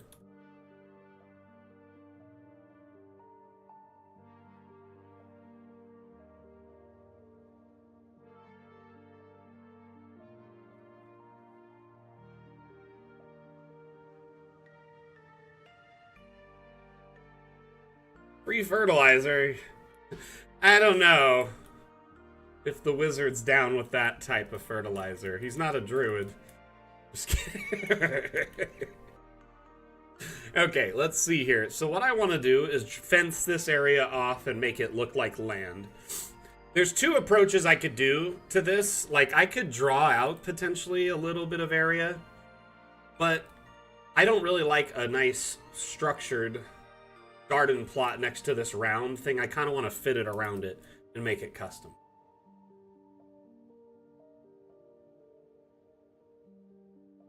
So, thinking, let's turn this to look like dirt, first off. Let's start with that. The basics. Kind of go over this, peel it back a little bit so it's not so grassy.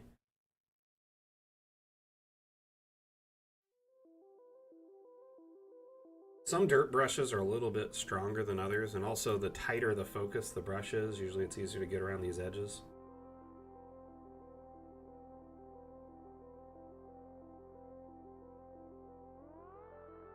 Put as much of that grass in there.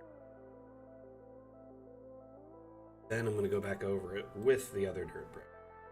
Kind of layer it in so it looks like a lot of different dirt.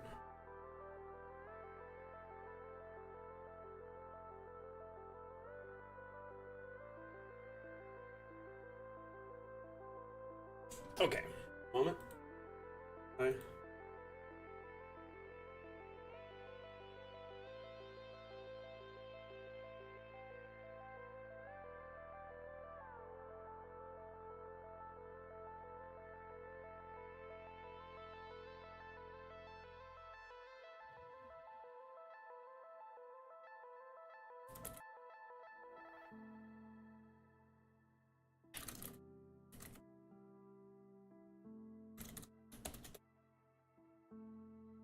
Okay.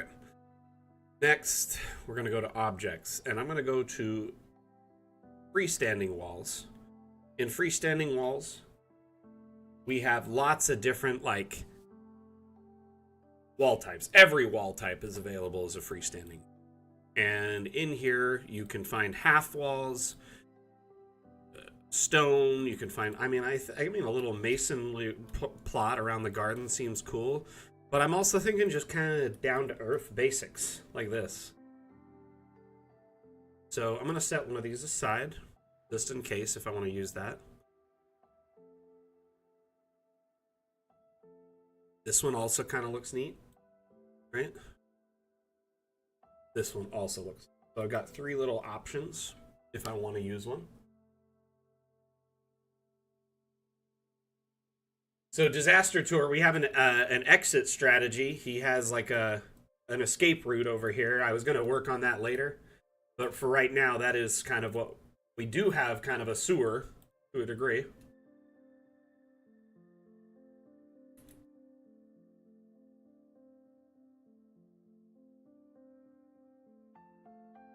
Anyway.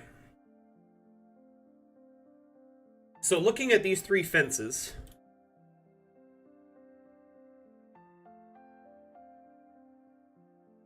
Which one do you think is the ideal wizard garden fence?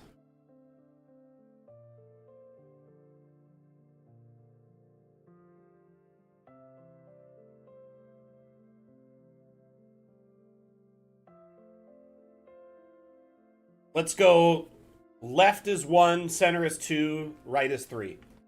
Wall of force. Remember, this is in the middle of the forest. It's isolated, deep in the middle of nowhere. He likely teleports or gates or flies here on like a broom of flying or something. Doesn't really travel here through normal means. The escape route is just merely out of pure paranoia. Because, you know, a wizard's always prepared. Gotta prepare those spells, remember?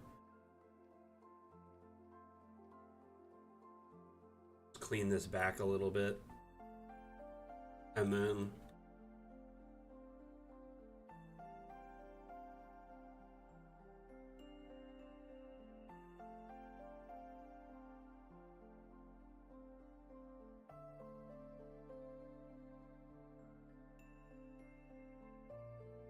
Does, the real question is, does it block access to... Swedish Cook, I saw your message. Does it block access to the stair below is the real question.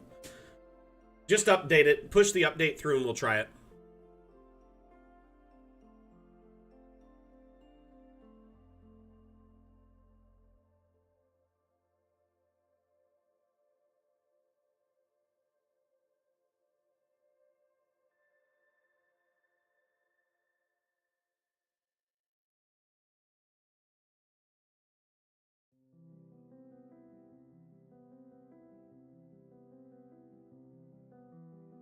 See, I don't like the sharpness of this. It just feels violent. I like this. This feels gardeny. I don't know why. I like it more. What I'm going to do is make it a little bit larger, so we don't have to do like 50 of them. We'll probably still have to do quite a few. I'm thinking I'm just going to kind of weave this around this area.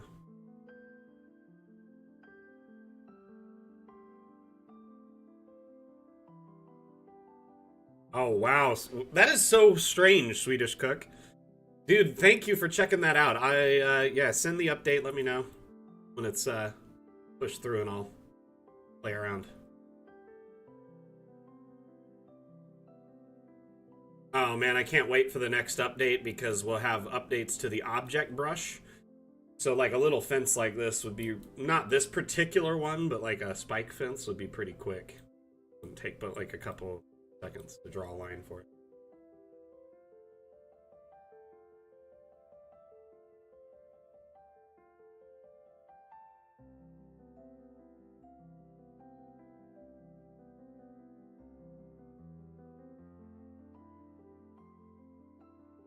Why does everyone's wizard always so lazy?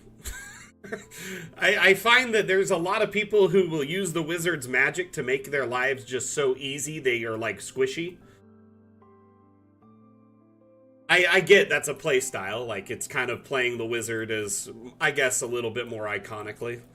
I prefer a wizard who is like, kind of like, realizes that he's squishy, so tries to compensate by doing a little bit more.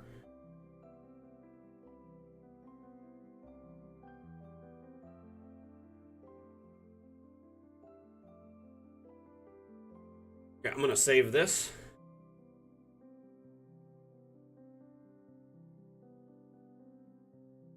And save again. I'm just gonna exit DA and reload it, and we're gonna hope that that fixes. It did download the asset, so I just saw it ping the asset from the workshop. That's pretty cool. Okay, here we go. Moment of truth.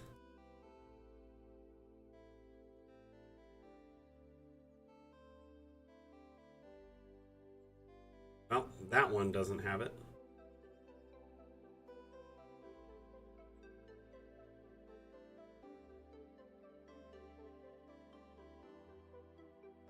I think because that one was placed before, it might have its like existing whatever. But we'll check this with a new one. Every time I seem to place a new one, it seems to fix the issue.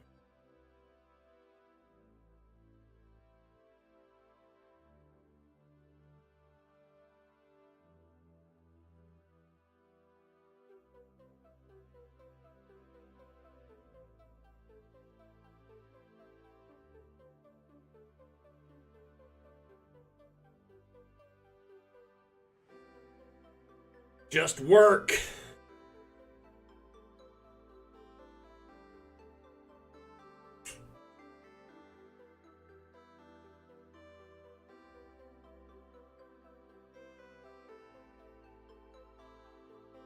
Didn't it ultimately make his life miserable? Like when Mickey did use magic in Fantasia to try and speed things up, it ended up making his life more miserable, and the wizard was mad at him, and it's probably set him back.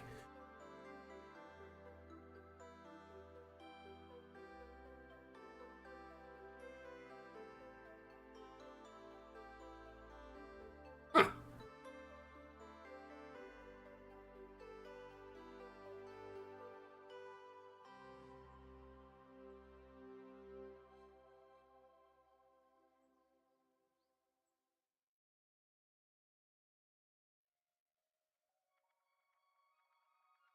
I don't know what you did, man.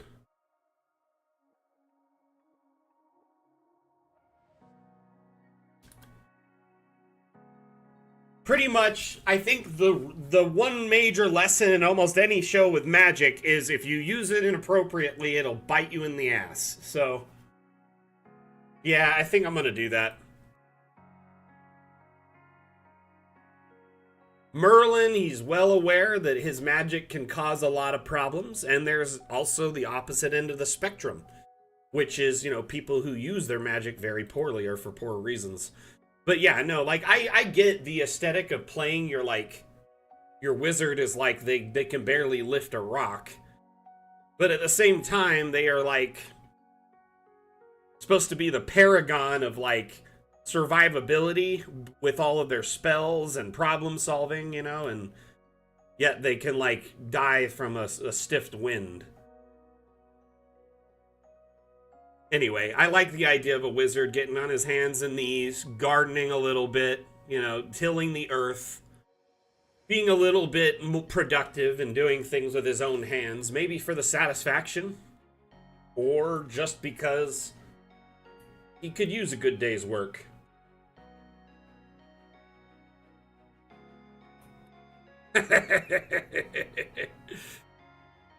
Okay, let's see this. Let's see. Did it work? It did! Bro! Bro! Bro! Bro! You fixed it. Thank you. Perfect. Huzzah!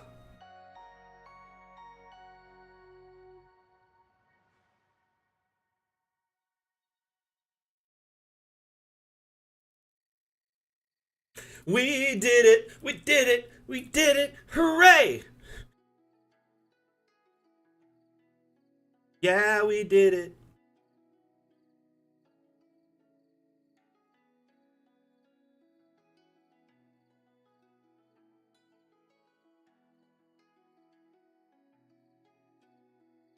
But the cool thing is we experimented on stream with it and got it to a very viable point.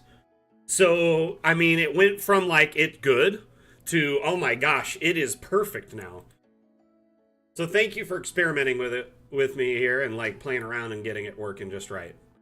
Jeez. The escape hatch though, look at that. Yes!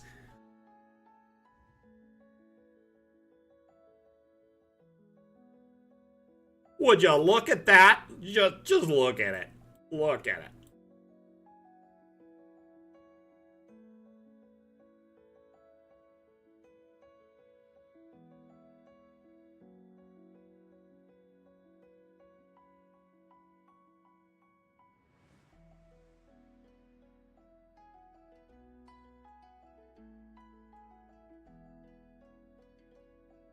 That's awesome.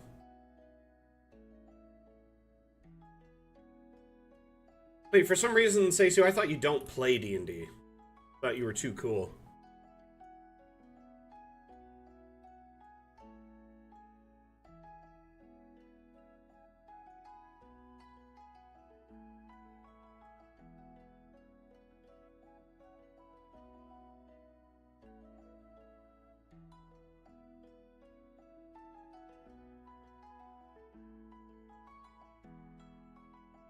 Admit it, that looks cool.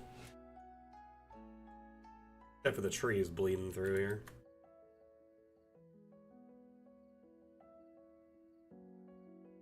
Gonna get you. Probably just use.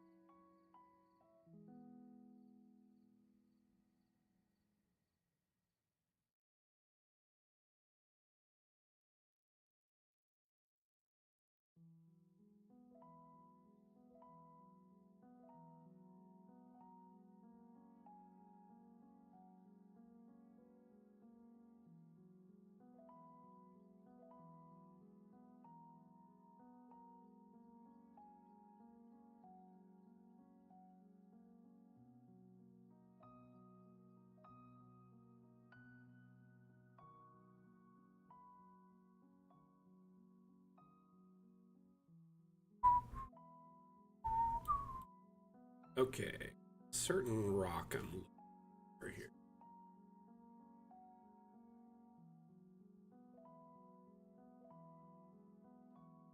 This one can. Guess that is. Looking for something smaller that looks like a.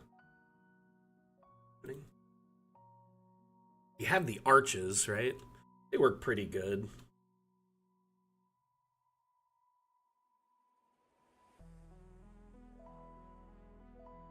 But getting them to fit just right and all these little things is a pain.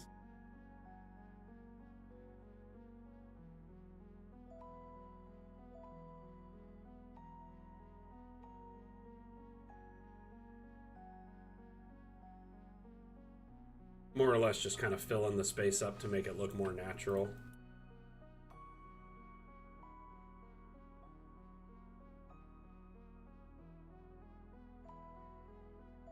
It's more immersive than anything. You can see the exit on this side, on the other side of the rock. So it can be potentially revealed that it exists. Maybe even a flyover with a familiar could find it. Either way. I think we've gotten a good amount of progress today, especially with this second floor development here. Thank you so much, Sweetest Cook, for sharing this and the stair on the workshop, and for heeding my feedback. In the last few days, he uploaded some stairs and some floors and some walls, and I said, hey, we need a stair that's the same height as the walls so it doesn't go over it, so you can do floors. And he's like, oh, I'll make one. And then today on stream, he made adjustments to this in real time to help us make it fit. So he adjusted the colliders of the floor so it fits better, and that so walls can sit on it. Dude, thank you so much. I appreciate you. I appreciate both you and Asmodeus helping me out with these things. It really helps the whole community in general, but it's so awesome that, you know, you guys are sharing your skills and talent with the community like this. It means the world to me.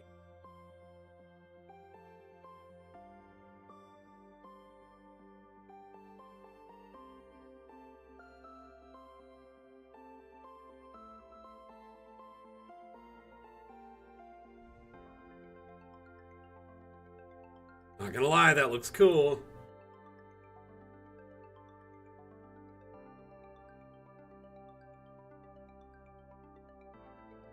I could put a little abstract piece in there.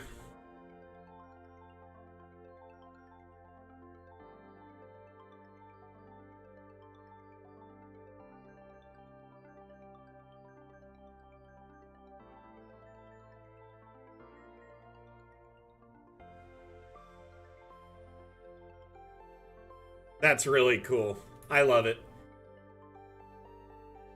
Okay, I'm gonna save this. So we've got our escape hatch. We've got some area to get into work next week, including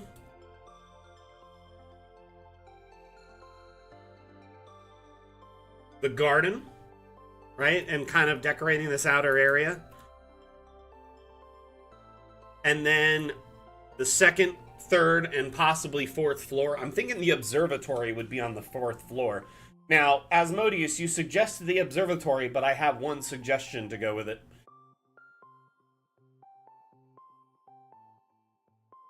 You know that cool shingled spire roof that we have in DA? Imagine, if you will, if there was an observatory hatch that was open and we could, you know, pop out the telescope from the side.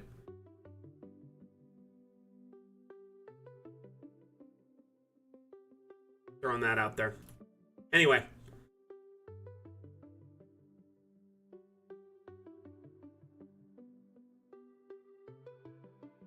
Thank you so much, everyone, for hanging out today. The stream was an absolute success.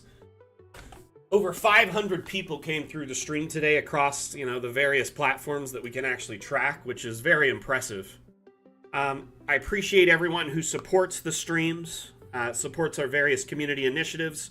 For instance, right now we have the Dam Challenge, which the current theme is attraction. If you're interested in participating in our community events, that's one of them. We host a bi-weekly map making contest across our various streams and in Discord. We have a channel in Discord labeled Dam Challenge, and there's rules pinned at the top. But currently the theme is attraction. Using that theme as inspiration, you make a map of any shape or size and submit it to the Dam Challenge channel following the rules pinned at the top. If you win, you get a $10 Hero Forge gift card. Your map is the first map featured on the Dam Challenge stream. It's shared on our social platforms, added to our Dam Challenge gallery map, and just kind of immortalized forever in our community. It gets a lot of attention on your work. Great way to flex your map maker muscle, so to speak. We host bi-weekly Dam streams where we showcase community maps and assets. That's every other Saturday, the opposite Saturday of the Dam Challenge. Every Monday, we host Mapmaker Monday, which is a live build stream, which you can tune in, learn tips and tricks, hang out with the community and engage and share feedback and get live support. Lastly, we host a stream every Wednesday in Discord. That'll be our next stream.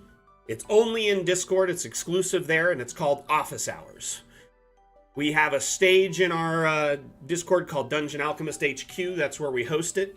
And it's, imagine if you will, like we had an actual headquarters. We don't, we all work remotely. So it would be like you were able to come in and hang out with us, get to know us, share feedback, suggestions, get live support, and just hang out and chat with other like-minded map makers and GMs. It is honestly a little bit more laid-back stream, designed to be just chill and have fun and get to know each other, but also still provide support and talk about DA and its development. Thank you everyone for hanging out today. Appreciate everyone that was here. Mods, you are the best. Much appreciated. The continued support from the Damned fam is astounding. Thank you for everyone that shows up to the stream week after week religiously. Those that are here actively chatting, I appreciate you very much. Those that share your maps and assets on the workshop, I appreciate you as well.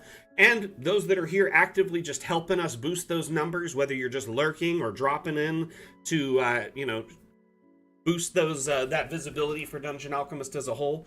Appreciate you so, so much.